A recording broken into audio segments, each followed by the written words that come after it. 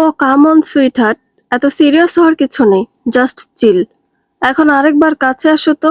I am feeling hot. তারপর বিকালে তোমাকে নিয়ে ঘুরতে যাব।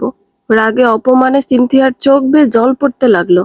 ও বিছানা ছেড়ে উঠে সোজা বাথরুমে চলে গেল। ঝর্ণা ছেড়ে অনেকক্ষণ রাগে নিজের মাথার চুল টানলো। নিজে নিজে ভাবতে লাগলো, কিসের ভিত্তিতে আমি ভাবতে লাগলাম ইরফানের মতো পারভাট আমাকে বিয়ে করবে। যে নিজের স্ত্রী সন্তানকে ধোকা দিতে পারে, সে আমাকে ধোকা দেবে না তার কি গ্যারান্টি আছে? নো সিনথিয়া, এত সহজে তুই হাঁটতে পারিস না। ভাব ভাব, ভাবলে তুই পারিস না এমন কিছু নেই। এত সহজে আমি আমার দেখা স্বপ্নগুলো ভাঙতে দিব না। No, never. আমি রানীর মতো বাঁচতে চাই। যে জীবন জবা কিংবা কথা লিড করছে, সে জীবন আমার চাই। সিনথিয়া অনেকটা সময় ঝর্ণার নিচে বসে বসে ভাবলো কিভাবে কি করা যায়। চট করে ওর মাথায় আসলো, ইরফানকেই কেন বিয়ে করতে হবে? বিয়ের জন্য নিহাত স্যার ইরফানের চেয়ে বেটার অপশন। তাকে ফাঁসানোর প্রথম চাল সিনথিয়া কবেই চেলে রেখেছে। তবে এতদিন ভেবেছিল ইরফান ওকে বিয়ে করবে, তাই কথাকে বিষয়টা জানায়নি। এখন কৌশলে আগে কথার মনে সন্দেহ ঢোকানোর কাজ করতে হবে। তারপর ওদের সংসার ভাঙতে হবে। আর জবা চৌধুরীর মতো কথা এত চতুর না। ওকে ভুলিয়ে সংসার ভাঙা আরো সহজ হবে। আমাকে এখন নিহাতের দিকে ফোকাস করতে হবে। তবে ইরফানও অল্টারনেটিভ হিসাবে হাতে থাকবে। ওর থেকে যা পাবো সেটাই বোনাস। এখন ওর থেকে আমায় ভাঙতে হবে। অনেক নিতে হবে শুয়োরটার কাছ থেকে। তবে তার জন্য ওর সাথে স্বাভাবিক ব্যবহার করতে হবে। অনেকক্ষণ সিনথিয়ার কোনো সাড়া শব্দ না পেয়ে বাথরুমের দরজায় টোকা দিয়ে ওকে ডাকলো ইরফান। সিনথিয়া নোংরা হেসে দরজা খুলল। বিবস্ত্র দাঁড়িয়ে আছে।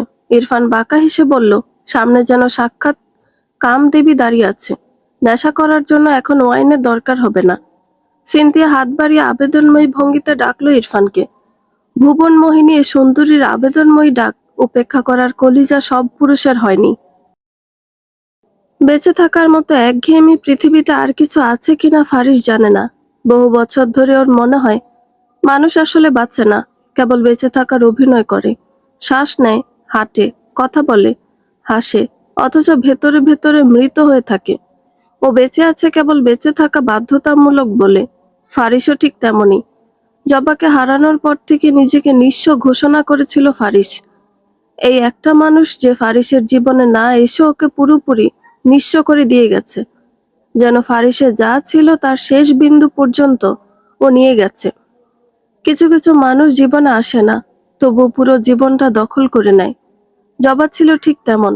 ফারিস আজও বুঝতে পারে না ঠিক কোন মুহূর্তে মেয়েটাকে ভালোবেসে ফেলেছিল। ভালোবাসার পেছনে সাধারণত মানুষ একটা কারণ খোঁজে: রূপ, গুণ, আচরণ, মায়া কিংবা অভ্যাস। অথচ জবাকে ভালোবাসার কোনো নির্দিষ্ট কারণ আজও খুঁজে পায় না সে। মেয়েটা ছিল ঠিক বসন্তের বাতাসের মতো, কখন এসে হৃদয়ে লেগেছিল টেরই পায়নি। তবু অনেক ভেবে একটা ঘটনার কথা মনে পড়ে ফারিসের। হয়তো সেদিনই প্রথম হৃদয়ের ভিতর অদ্ভুত কিছু জন্ম নিয়েছিল। সেটা ছিল বৈশাখী মেলার দিন। তপ্ত রোদের দুপুর, চারদিকে মানুষের ভিড়, বাতাসে ভাজা পোড়ার গন্ধ, মাটির বাঁশির সুর, ঢোলের শব্দ, আর রঙিন কাগজের ঘুড়ির মতো উড়ে বেড়ানো শিশুদের হাসি। ও জবাকে প্রথম ভালোবাসা শুরু করে তখন। জবা 9-এর ফাইনাল পরীক্ষা দিয়ে ক্লাস 10-এ উঠবে। সেবার জবা পরীক্ষার পর ছুটিতে ফুফু বাড়িতে বেড়াতে আসলো। চঞ্চল হরিণের মতো ছুটে বেড়াতো। সেই চঞ্চল হরিণীকে কিভাবে যেন ফারিস ভালোবেসে ফেললো। এখনো ফারিস সেটা বুঝতে পারে না। জবাকে ভালোবাসার কোনো একক কারণ পায় না ফারিস। অনেকগুলো কারণ খুঁজে বিচার বিশ্লেষণ করে জবাকে ভালো লাগার একটা পাকাপোক্ত ঘটনা মনে পড়েছে ওর। প্রথম ভালো লাগা শুরু হয় বৈশাখী মেলার এক তপ্ত গরমে। তখন জবা 9-এ পড়ে। কৈশোরে পা দিয়ে ফুলের কলির মতোই অস্ফুট ছিল সে। তখন ওর মনের প্রেমের হাওয়া লেগে মনবাগানের ফুল প্রস্ফুটিত হয়নি। পহেলা বৈশাখের তপ্ত সে গরমে ওরা ঘুরতে গিয়েছিল বৈশাখী মেলায়। জবা, ফারিস, হাফিজা, ফরহাদ, ইনান সব ভাই বোন মিলে একসাথে ঘুরতে গিয়েছিল। ফারিসরা 4 ভাই বোনের বয়সের তারতম্য খুবই কম। সব ভাই বোন পিঠাপিঠি। হাফিজা 2 বছরের ছোট ফারিস, ফারিসের 1.5 বছরের ছোট ফরহাদ। ইনান অবশ্য অনেক ছোট। ফরহাদের জন্মের 10 বছর পর জন্ম ওর। অনেকটা অসতর্কতায় জন্ম হয়েছে ইনানের। ইনান ফারিসের চেয়ে 12 বছরের ছোট। সবার ছোট হয়, খুবই আহ্লাদে বড় হয়েছে ইনান। ফলাফল সে বেশ বিগড়ে গিয়েছে। যাক, সেসব গল্প পরে বলবো। মেলায় কিছুক্ষণ ঘোরাঘুরি করার পর সবাই বায়না ধরলো নাগরদোলায় উঠবে। ছোটবেলা থেকে গম্ভীর স্বভাবের ফারিস নিষেধ করলো, গম্ভীরভাবে বলল, মেয়েরা নাগরদোলায় উঠে টিকতে পারে না। কথাটা হাফিজা আর জবার গায়ে খুব লাগলো। ফলাফল ওরা জিদ ধরলো নাগরদোলায় চড়বেই চড়বে। জবা বেশ জেদ করে বলল, ভাইয়া, আজ আপনাকে দেখিয়ে দিব মেয়েরা নাগরদোলায় উঠতে পারে।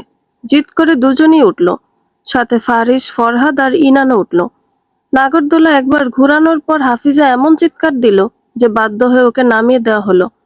ফারিস জবাকেও নামতে বলল, জবা ভাব দেখিয়ে নামলো না। নাগরদোলা যখন ঘুরছিল, জবা তখন ভয়ে দুহাতে শক্ত করে ফারিসকে জড়িয়ে ধরেছিল। তৃতীয়বার ঘোরার সময় জবা নরম তুলতুলে বিড়ালের ন্যায় গুটিসুটি মেরে ফারিসের বুকের মধ্যে ঢুকে পড়েছিল। এমন অস্থির দিশারা অনুভূতির সাথে ফারিস পরিচিত ছিল না। কোনো মেয়ের এত কাছে প্রথম আসলো।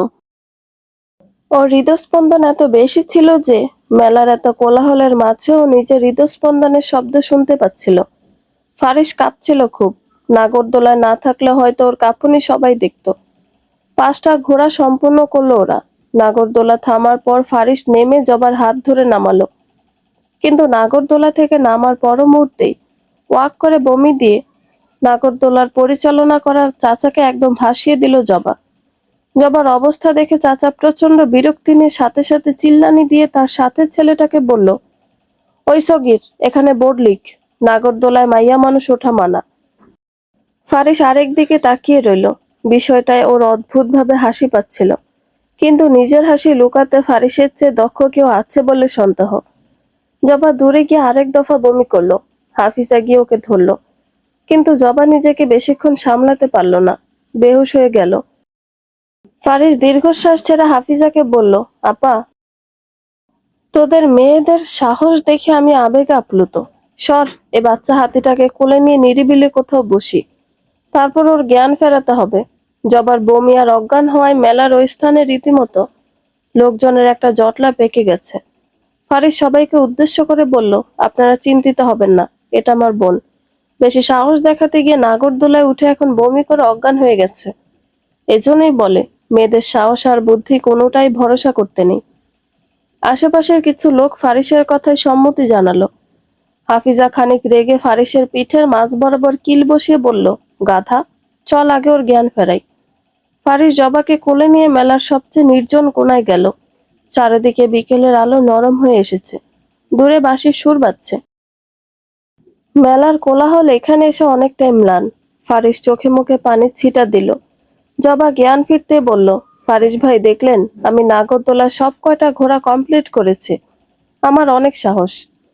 ফারিস রাগ করে বলল, তোর সাহসে মেলা উদ্ধার হয়েছে। এবার বল, কেমন লাগছে?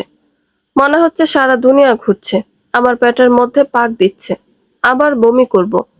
ফারিস আরো রাগ করে বলল, আয় আমার কোলে বমি কর, নয়তো আমি হাত পাতি সেখানে কর। সেই বমি আমি তোকে আবার গিলাবো। কথাটা বলতে দেরি হলো, জবার বমি করতে দেরি হলো না। ফারিস ছিটকে দূরে গেল। এবার বমি গিয়ে পড়ল ফরহাদের গায়ে। ফরহাদ রাগে গজগজ করতে করতে বলল, ভাই, এ হারামজাদিকে নদীতে ফেলে বাড়ি চলতো। জবা আর ফরহাদ সমবয়সী। জবা কাঁদো কাঁদো হয়ে বলল, ফরহাদ, তুই তোর বেস্ট ফ্রেন্ড প্লাস বোনকে এমন বলতে পারলি? ফরহাদ নিজের গায়ের বমি স্থানে পানি ঢালতে ঢালতে বলল, চুপ ছাগল, খাচ্চর, দিলি তো আমার নতুন পাঞ্জাবির 12টা বাজিয়ে। আজই কেবল নতুন পাঞ্জাবির ভাঁজ ভেঙেছিলাম। দাম জানিস এটার? পুরো 1200 টাকা নিয়েছে দোকানদার। এই পাঞ্জাবির দাম যদি আমি তোর থেকে উসুল না করেছি তবে আমিও ফরহাদ জমাদ্দার না। জবা অসহায় ভঙ্গিতে ফারিসকে বলল, ফারিস ভাই, দেখেন আপনার ভাই কি বলে। তো খারাপ কি বলেছে? ও বেচারার এত দামি পাঞ্জাবি তুই নষ্ট করলি কেন? নাক ফুলিয়ে জবা বলল, আমি টাকা দিয়ে দিব।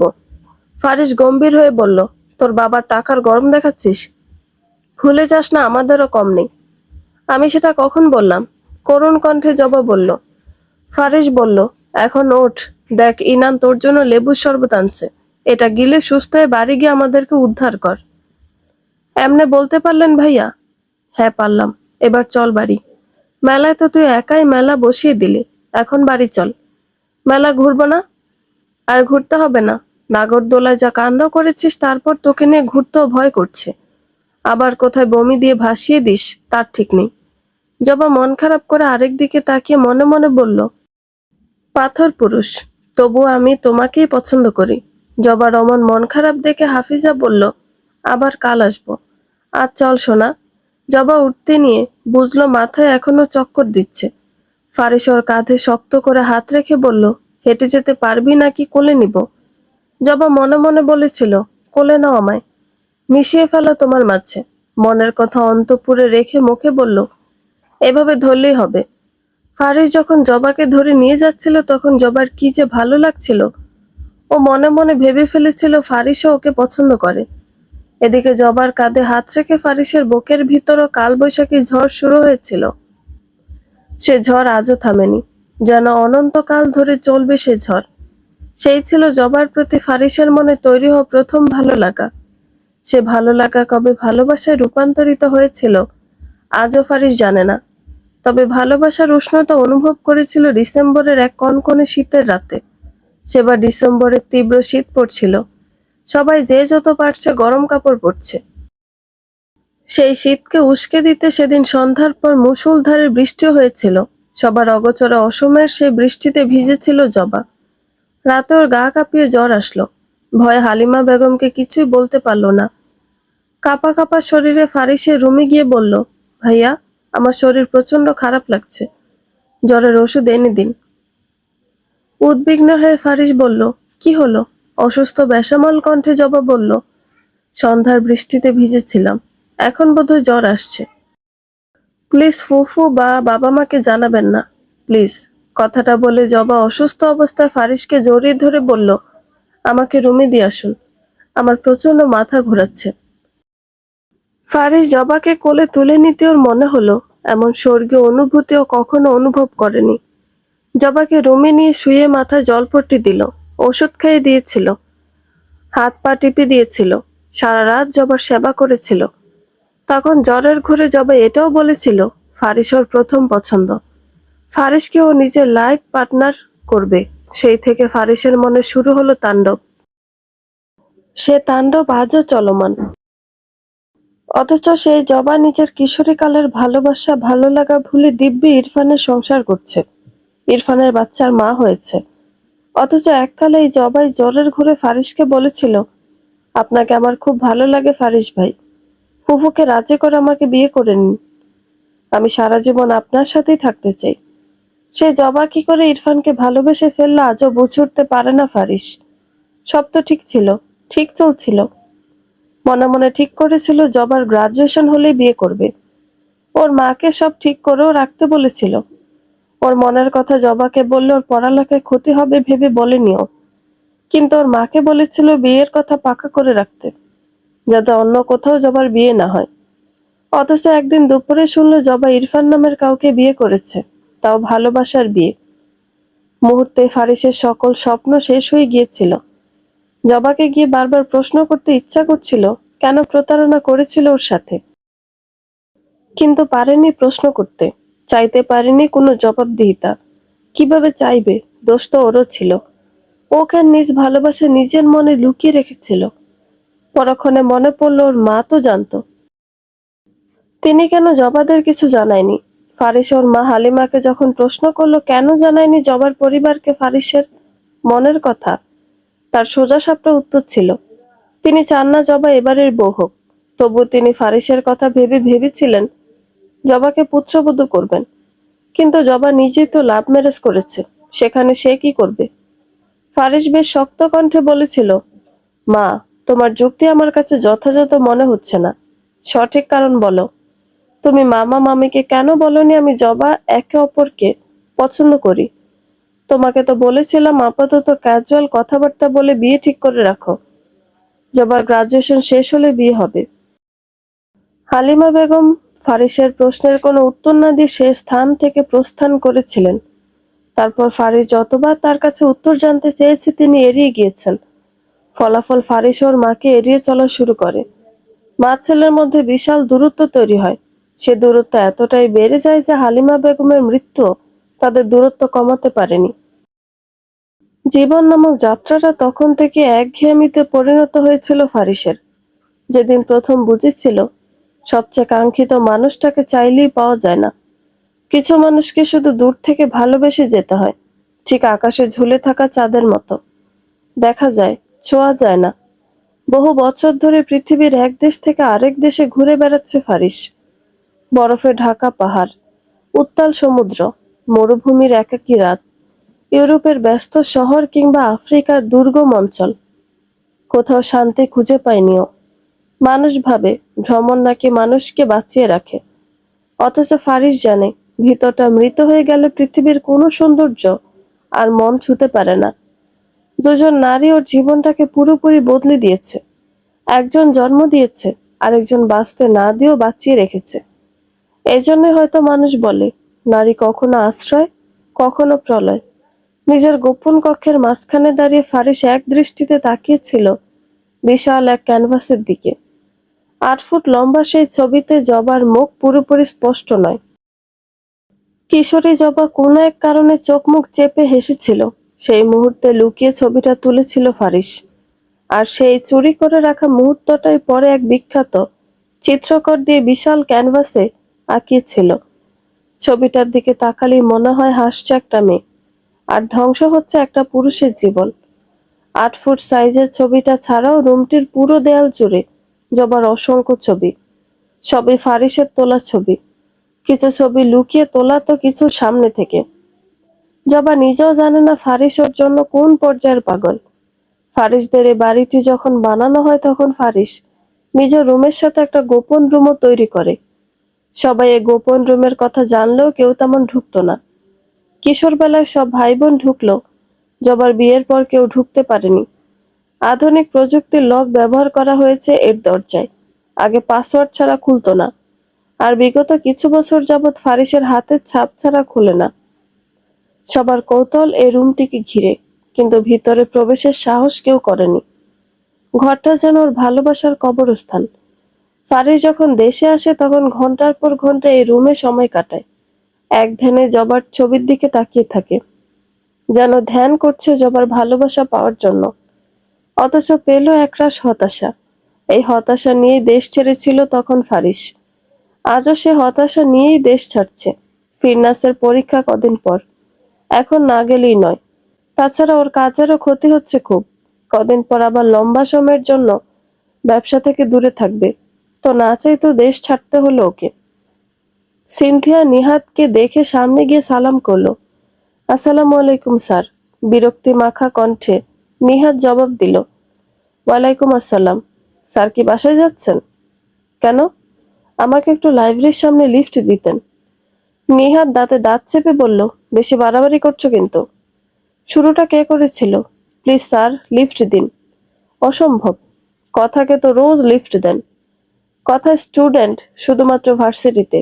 বাকি সময় ও আমার স্ত্রী। ওর সাথে যা ইচ্ছা করার অধিকার আছে আমার। একদিন হয়তো আমি আপনার সাথে যা খুশি করার অধিকার রাখবো। সেদিন জীবনে আসবে না। সবসময় নিজেকে লিমিটের মধ্যে রাখো। আমার লিমিট আমি জানি, কথার চেয়ে বেশি। কোথায় বিশাল সমুদ্র আর কোথায় পচা ডোবা। তোমার পাশে দাঁড়ালেও গন্ধ আসে। খবরদার নিজেকে আমার কথার সাথে তুলনা করবে না। আমার কথা বিশাল সমুদ্র, আর তুমি পৃথিবীর সবচেয়ে নির্লজ্জ প্রাণী, শূকরের চেয়েও অধম আমার নিকট। নিহাদার সেখানে দাঁড়ালো না, বাইক নিয়ে চলে যায়।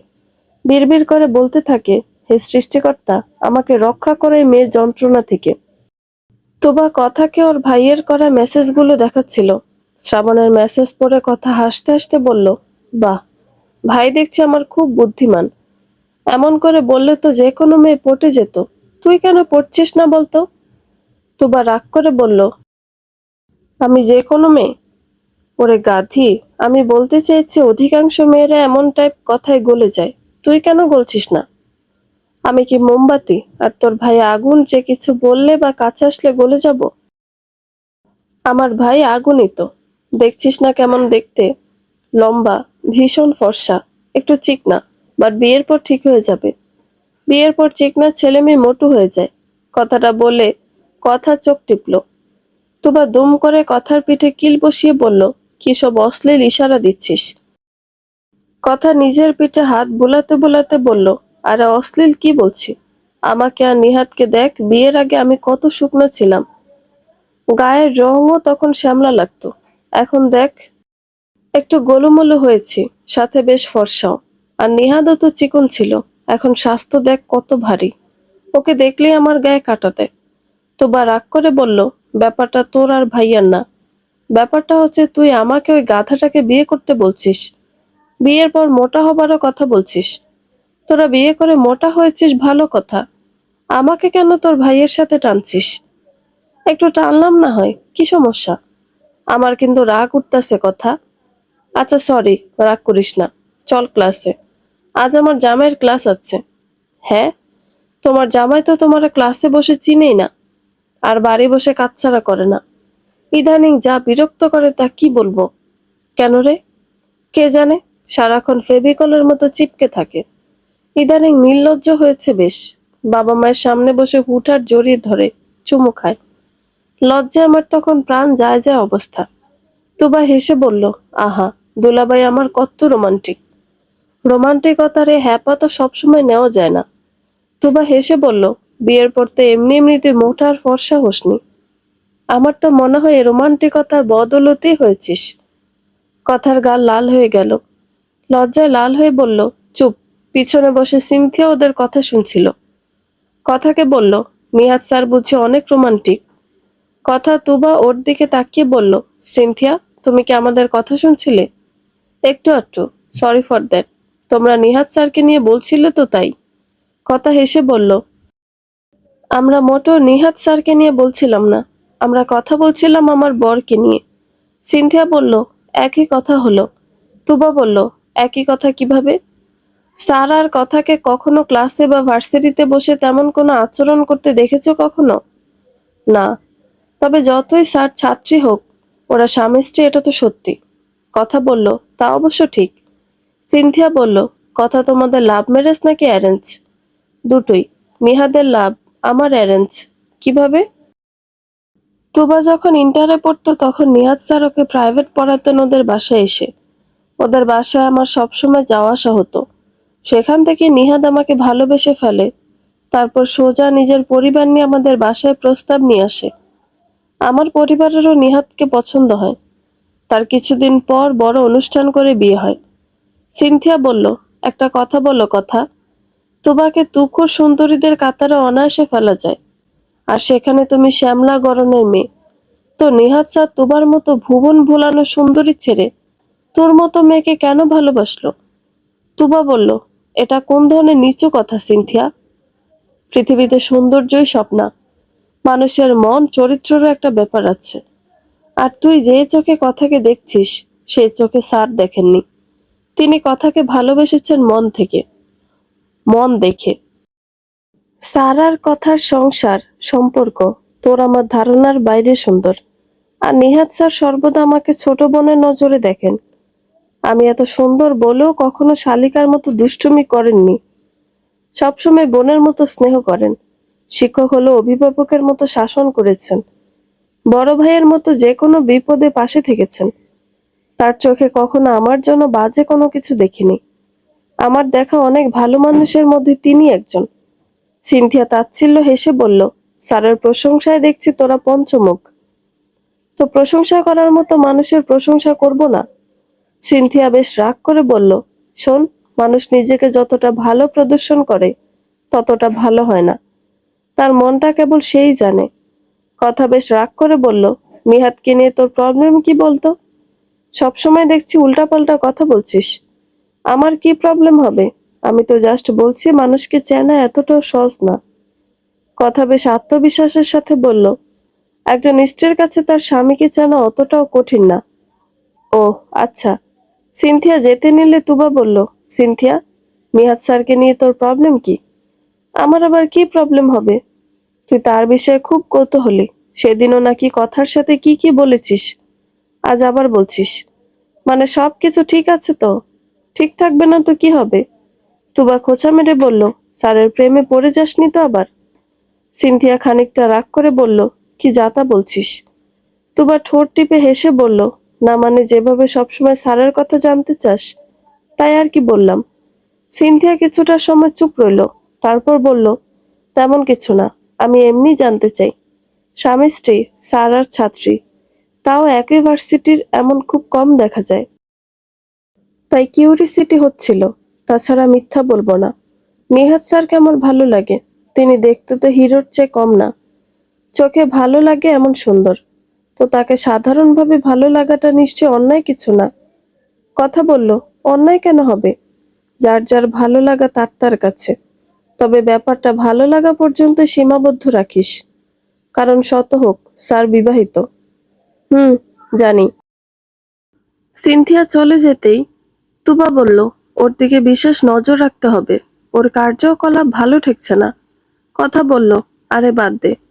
মন্ত্রী এহসান সাহেবের স্ত্রী রত্না বসে আছে জবাদের ড্রয়িং রুমে। জবা তাদের বাড়ি যাওয়ার পর থেকে ও এক মুহূর্ত শান্তিতে কাটাতে পারেনি। মাথার মধ্যে বারবার ঘুরছে, জবা চৌধুরী কিভাবে মিরাজের কথা জানলো। মিরাজের কথা তো ও ব্যতীত কারোর জানার কথা না। তাহলে জবা চৌধুরী কিভাবে জানলো? মিরাজ রত্নার পুরাতন প্রেমিক, সাথে মন্ত্রী এহসান সাহেবের বর্তমান হিসাব রক্ষকও।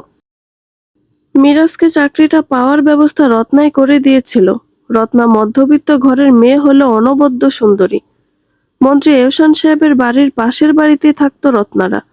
এহসান সাহেব বিপত্নিক লোক। এক ছেলে, সে লন্ডন কলেজে পড়ে। তার একাকী জীবনে একজন সঙ্গিনীর খুব প্রয়োজন ছিল। তখন তার নজর পড়ে সুন্দরী যুবতী রত্নার ওপর। একই এলাকায় থাকার সুবাদে রত্নার সাথে প্রায়ই তার দেখা হতো। রত্নার বয়স তখন মাত্র 24 বছর। মন্ত্রী এহসান সাহেব ওর বাড়িতে বিয়ের প্রস্তাব রাখলেন। মন্ত্রী এহসান সাহেবের বয়স তখন 49 বছর। বেশ ফিট এবং নিজেকে তিনি চির যৌবনা যুবক ভাবেন। মন্ত্রীর বাড়ি থেকে বিয়ের প্রস্তাবকে হাতছাড়া করতে চায়নি রত্নার বাবা মা, রতন এবং আলেয়া। তারা তৎক্ষণাৎ রাজি হয়ে গেল। বেঁকে বসল রত্না, ও মিরাজকে ছাড়া কাউকে বিয়ে করবে না। ওই বুড়োকে তো একদমই না। ওর বাবা মা অনেক বুঝিয়ে ওকে রাজি করাতে পারল না। রত্না মিরাজকে বলল, চলো পালিয়ে বিয়ে করি। তখন মিরাজের মাথায় দারুণ বুদ্ধি আসলো। ও রত্নাকে বোঝালো, মন্ত্রীর থেকে পালিয়ে এদেশে থেকে আমরা বাঁচতে পারবো না। তার চেয়ে টাকা পয়সা জুটিয়ে বিদেশ সেটেল হব। রত্না বলল, বিদেশ সেটেল হতে তো অনেক খরচ, এত টাকা কোথায় পাবো? মিরাজ বলল, আমার কাছে দারুণ একটা আইডিয়া আছে। তুমি মন্ত্রী সাহেবকে বিয়ে করো, তারপর তার সাথে কিছুদিন থেকে টাকা পয়সা গয়নাগাটি সম্পত্তি হাতিয়ে বিদেশ পালিয়ে যাবে। ততদিনে বিদেশ সেটেল হওয়ার সকল গোছগাছ করে ফেলবে। রত্না প্রথমে রাজি না হলেও পরে মিরাজের কথা মেনে নিল। ধুমধাম করে বিয়ে হলো মন্ত্রী এহসান সাহেবের সাথে। এহসান সাহেব রত্নাকে ভালোবাসে, তবে সে ভালোবাসা রত্নার কাছে বিষের মতো লাগে। এহসান সাহেবের স্ত্রী হলো রত্না মিরাজের সাথে ওর সম্পর্ক আজও বজায় রেখেছে। সে সম্পর্ক সকল সীমা অতিক্রম করে গিয়ে রত্নাকে সন্তান সম্ভবা করেছে।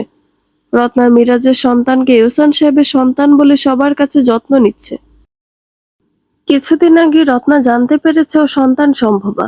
রত্না জানে সন্তান মিরাজের, তবুও মন্ত্রী সাহেবকে খুশির খবর দিলেন। মন্ত্রী সাহেব আনন্দে গদগদ হয়ে ভাবলেন, সন্তান তার। এহসান সাহেব বুড়ো বয়সে বাবা ডাক শুনতে পাবেন বলে আনন্দে আত্মহারা।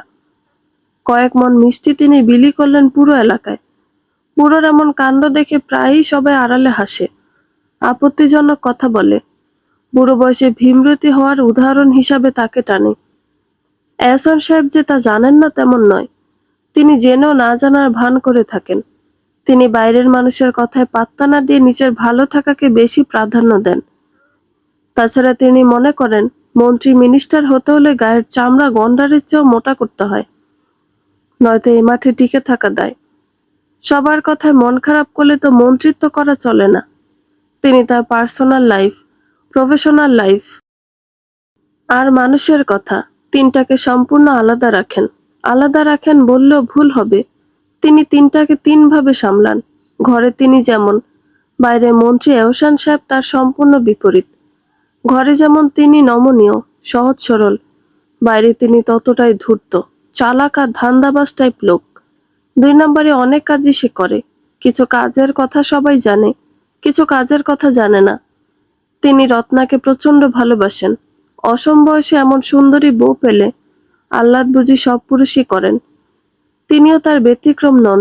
এহসান সাহেব যেদিন থেকে শুনেছেন রত্না প্রেগনেন্ট, সেদিন থেকে তিনি রত্নাকে পারলে মাথায় করে রাখেন। রত্নাকে অত্যাধিক যত্ন করার ব্যবস্থা করেছেন।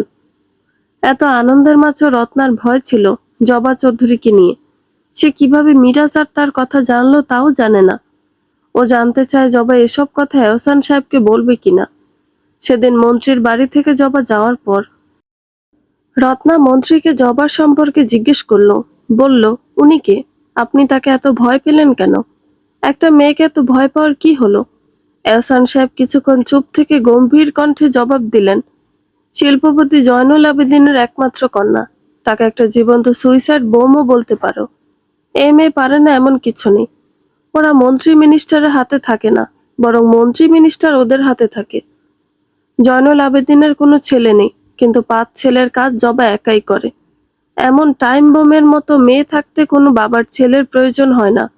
এই মেয়ে টাইম বোমের মতো হলেও এর সময়ের কাঁটাটা নষ্ট। কখন কথা কিভাবে ফাটে কেউ বুঝতে পারে না। পাথরের মতো অটল এই মেয়ে। মার্শাল আর্ট শিখেছে।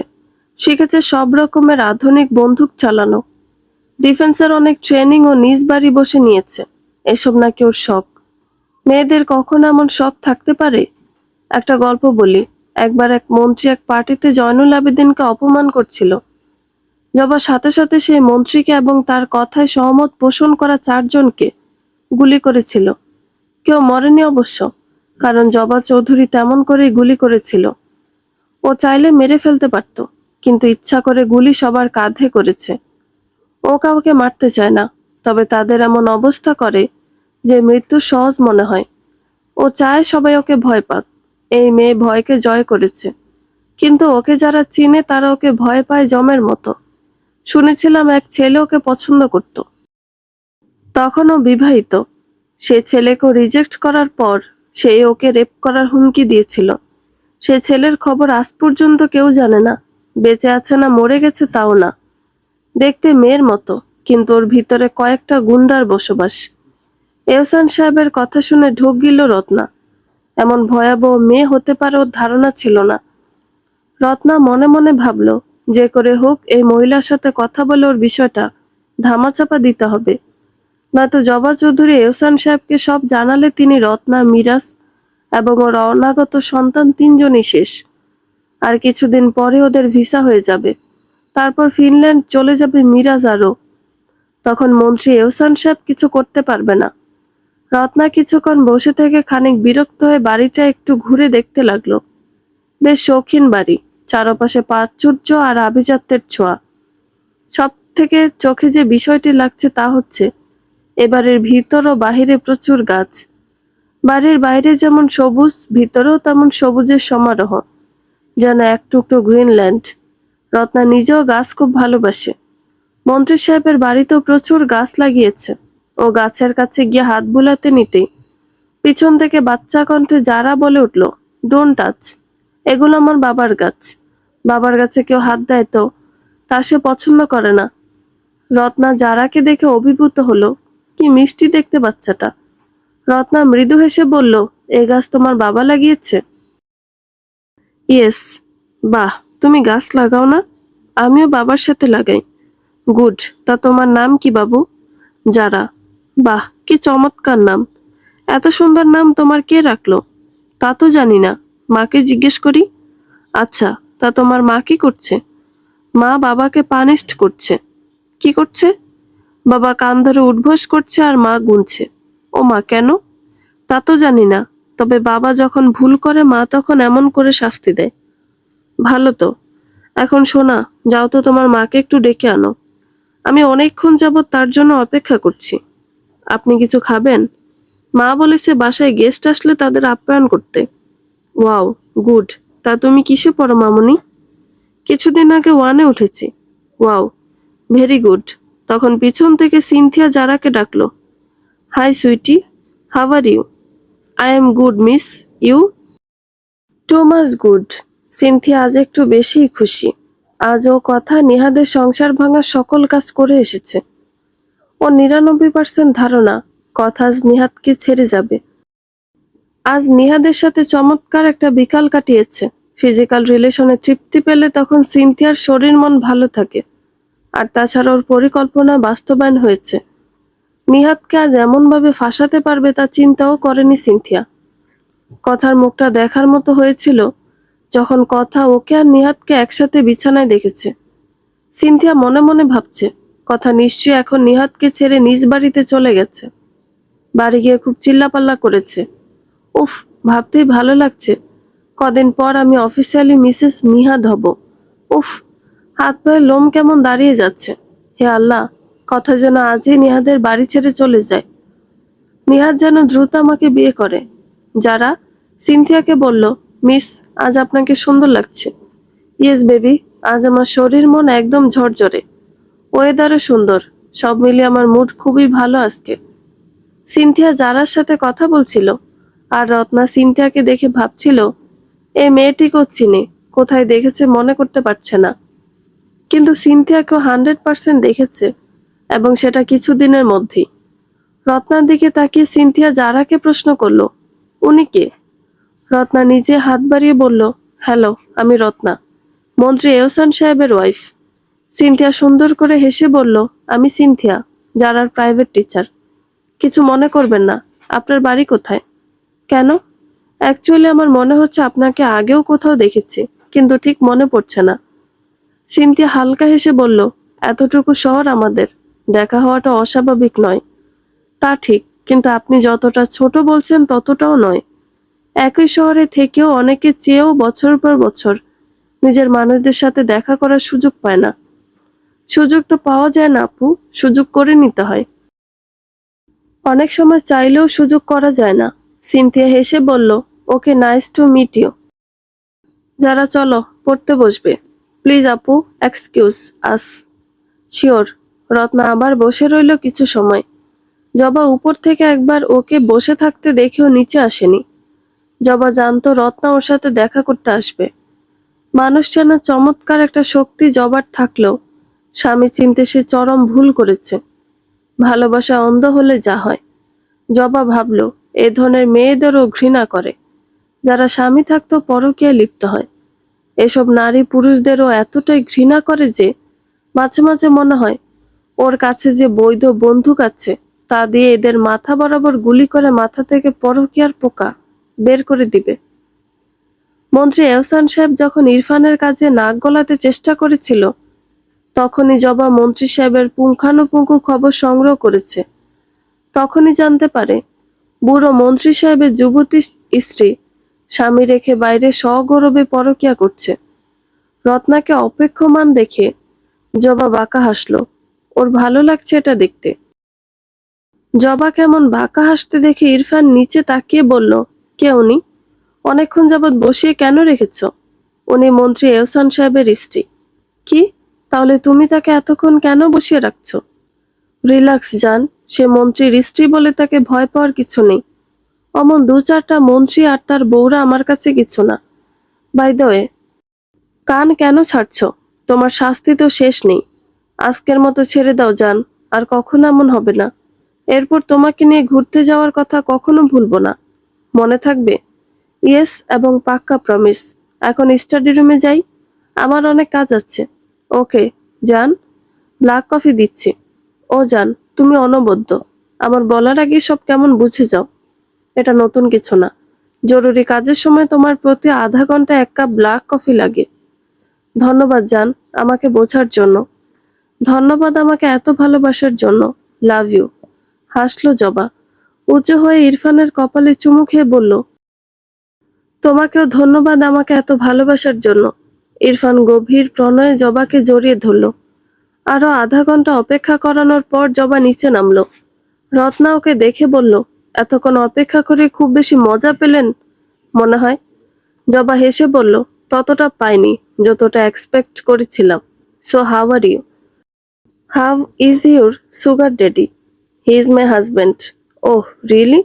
সে হাজব্যান্ড, অথচ পেটে বাচ্চা মিরাজের। ব্যাপারটা খুব বেশি থ্রিলার হয়ে গেল না? আমি সোজাসাপটাভাবে জিজ্ঞেস করছি, আপনি এসব কিভাবে জানলেন? তোমার সো কল্ড হাজব্যান্ড নামক চিনি বাবা তোমাকে আমার সম্পর্কে কিছু বলেনি? আপনি কি এহসানকে সব জানাবেন? তাকে জানিয়ে আমার কি লাভ? তাহলে আমাকে সেদিন ব্ল্যাকমেল করলেন কেন? আমি তোমায় ব্ল্যাকমেল করিনি। আমি কেবল তোমায় কিছু কথা বলেছি। আমার কাজ এহসান সাহেবের সাথে ছিল, যা তিনি অনেক আগেই করে দিয়েছেন। তোমাকে নিয়ে আমার মাথা ব্যথা নেই। সে তুমি মিরাজকে নিয়ে ফিনল্যান্ড যাও বা Ireland, I don't care. Ratna খানিক চমকে বলল, আপনি এটাও জানেন? ইয়েস। তো তোমার এখানে আসার কারণ নিশ্চয়ই ভয়। তুমি ভয় পাচ্ছ আমি মন্ত্রী এহসান সাহেবকে না সব বলে দিই? তাহলে বলি, রিল্যাক্স। আমি এসব কিছুই করব না। তুমি আমার ক্ষতি না করলে আমিও তোমার ক্ষতি করব না। সিম্পল। এমনিও তোমাকে দেখলে আমার গা ঘিন ঘিন করে, বমি পায়। রত্না বেশ অপ্রস্তুত হয়ে বলল, কেন? বিবাহিত হয়েও অবৈধ বাচ্চা পেটে নিয়ে ঘুরছো, আবার জিজ্ঞেস করছো কেন? দোষ আমার একার নয়, তোমারই দোষ। অন্যের ওপর দোষ দিয়ে নিজের পাপকে জাস্টিফাই করা যায় না। মানছি এহসান সাহেবকে বিয়ে করা তোমার চয়েস ছিল না, কিন্তু বিয়ের পর মিরাজের সাথে অবৈধ সম্পর্ক করে তার বাচ্চা পেটে নেওয়া তোমারই চয়েস ছিল। তুমি চাইলে এহসান সাহেবকে বিয়ে না করে পালিয়ে যেতে, অথবা বিয়ের পরও যখন ভালোবাসতে পারছিলে না তখন তালাক দিতে। বাট বিবাহিত হয়ে আমার নোংরামি কেন? যার যা সিচুয়েশন সে জানে। এত জ্ঞান দেওয়ার প্রয়োজন নেই। রাইট, তুমি আসতে পারো। চিন্তা করো না, আমি তোমার স্বামীকে কিছু জানাবো না। ও বুড়োরও শাস্তি হওয়া দরকার। তার সঙ্গীর প্রয়োজন ছিল। সে চাইলে বিধবা, ডিভোর্সি, নিঃসন্তান কাউকে বিয়ে করত। তা না, বুড়ো বয়সে উত্তেজনার ঠেলায় যুবতী মেয়ে বিয়ে করছে।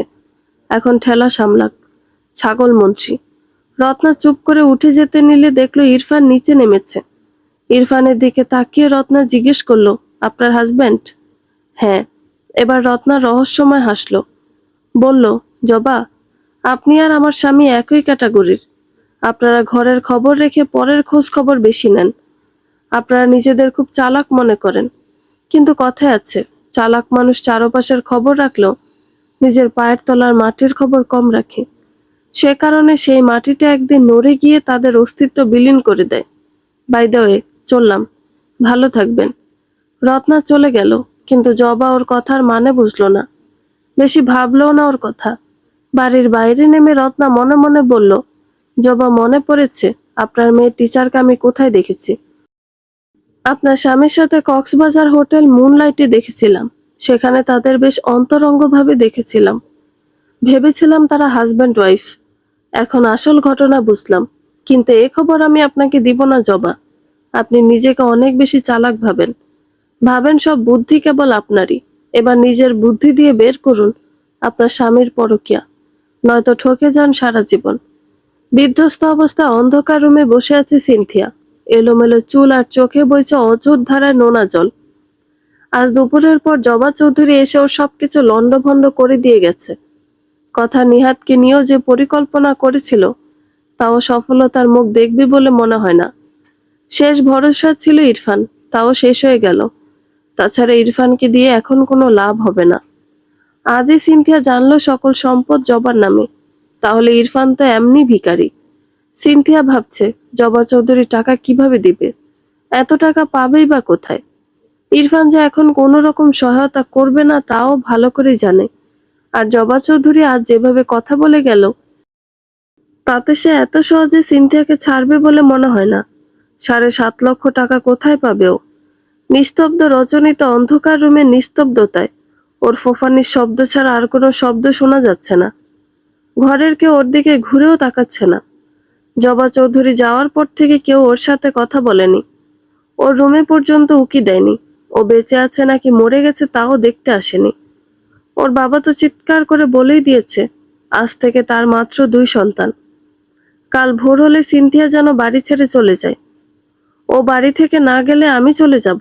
কথাগুলো তিনি যে শুধু রাগ করে বলেনি, বরং বাস্তবায়নও করবে তা বোঝা যাচ্ছে। রাত 1টা। প্রচন্ড ক্ষুধায় সিনথিয়ার শরীর কাঁপছে। সেই দুপুরে ভাত খেয়েছিল, তারপর এক ফোঁটা পানিও খায়নি। শুধু কেঁদেছে। ক্ষুধা তৃষ্ণা এখন মাথা ঘোরাচ্ছে, শরীর কাঁপছে। সিনথিয়া উঠে রান্নাঘরে গেল। খাবার পাতিলের ঢাকনা খুলে দেখলো পাতিলে অনেক খাবার। হয়তো রাতের জন্য রান্না করা খাবার কেউ খায়নি। ও প্লেটে খাবার নিল। ফ্রিজ খুলে ঠান্ডা পানি নিয়ে পেট ভরেই ভাত, সবজি আর ডাল খেলো। খাবার শেষে উঠে দেখলো বাবা হক সাহেব ওর সামনে দাঁড়িয়ে আছে। সিনথিয়া খানিক ভয় পেল, মনে মনে ভাবলো আব্বুকে এখন ইমোশনাল কথাবার্তা বলে আমার প্রতি দুর্বল করতে হবে। সিনথিয়া কিছু বলার আগে হক সাহেব গম্ভীর কণ্ঠে বললেন, খাওয়া হয়েছে? জি আব্বু। পেট ভরে খেয়েছো? জি। আচ্ছা, এটাই তোমার এ বাড়িতে শেষ খাবার। কাল ভোর হলেই তুমি তোমার জিনিসপত্র নিয়ে এ বাড়ি থেকে বিদায় হবে। কি বলছো আব্বু? কোথায় যাব আমি? সে তুমি জানো। খুব বুদ্ধি তোমার। বুদ্ধির জোরে অন্যের সংসার ভাঙছো, অন্যের স্বামীকে নিজের করার চেষ্টা করছো, এত এত প্রেম করছো, তো তুমি নিজের থাকার ব্যবস্থাও করতে পারবে। যাদের বুদ্ধি আছে তারা কোথাও আটকায় না, আর যাদের কুবুদ্ধি আছে তারা আটকালেও বের হয়ে যায়। তোমার কুবুদ্ধির অভাব নেই, আশা করি বের হয়ে যেতে পারবে। আব্বু, আমি তোমার কেউ নই। তোমার পাপী মুখ দিয়ে দয়া করে আমাকে ডেকো না। আমি সারা জীবন শিক্ষকতা করে যে সম্মান অর্জন করেছিলাম তা তুমি এক নিমিষে শেষ করে দিয়েছ। এত কিছুর পরও সিনথিয়া বলল, আমার বিষয়টা তো কেউ জানে না আব্বু। তাহলে তোমার সম্মানহানি কি করে হলো? ঘরের লোক ছাড়া বাইরের কেউ তো কিছু জানে না। হক সাহেব শীতল কণ্ঠে বললেন, তুমি যে নরকের কীট হয়ে গেছো এই কথাই তার প্রমাণ। মানুষের সম্মান বাইরের মানুষদের কাছে ক্ষুণ্ণ হলে যতটা না আঘাত লাগে, তার চেয়ে বেশি আঘাত লাগে নিজের কাছে নিজের সম্মান ক্ষুণ্ণ হলে। আত্মসম্মানের মানে তোমার মতো ব্যক্তিত্বহীন, চরিত্রহীন কেউ বুঝবে না। আমি এতটা হেয় হয়েও বেঁচে আছি কেন আল্লাহই জানেন। তুমি আমার চোখের সামনে থাকলে বাঁচতেও পারবো না। তুমি দয়া করে যত দ্রুত পারো এ বাড়ি থেকে বিদায় হও। কাল সকালে আমি স্কুল থেকে বাড়ি ফেরার পর তোমাকে যেন আর না দেখি। আর তুমি যদি এ বাড়িতে থাকো তাহলে আমি আর এ বাড়িতে থাকবো না। সিনথিয়া কি বলবে ভেবে পেল না। হক সাহেব প্রস্থান করলেন। সিনথিয়া ভাবতে লাগলো এখন কি করবে। ভেবেছিল তখন রাগারাগি করলো, পরে বিষয়টা মেনে নিবে, কিন্তু এখন কি করবে ও? ও রুমে গিয়ে ইরফানকে কল করলো। ইরফান কল রিসিভ করে তীর্যক কণ্ঠে বলল, এই কয়টা লাগে তোর? আমাকে দিয়ে হচ্ছিল না? নিহাদ নামের টিচারকে কেন ফাঁসাতে চেয়েছিলি বল? তোর এই অতি উত্তেজনার ফলে আমার এত বছরের সকল পরিকল্পনা ভেস্তে গেছে। সিনথিয়া হতভম্ব হয়ে বলল, এগুলো কি বলছো তুমি? কেমন ভাষা এসব? বস্তির মতো ভাষা তোমার। তোর মতো বেশ্যার সাথে কথা বলার জন্য এর চেয়ে ভালো ভাষা পাইনি। আমি তোকে স্যাটিসফাইড করতে পারছিলাম না যে নিহাদের সাথে মারাতে গিয়েছিলি। এই যে এত সব হলো, আমার তো মনে হয় এসব নিহাদই করিয়েছে। না না, নিহাদ স্যার এমনটা করতে পারেন না।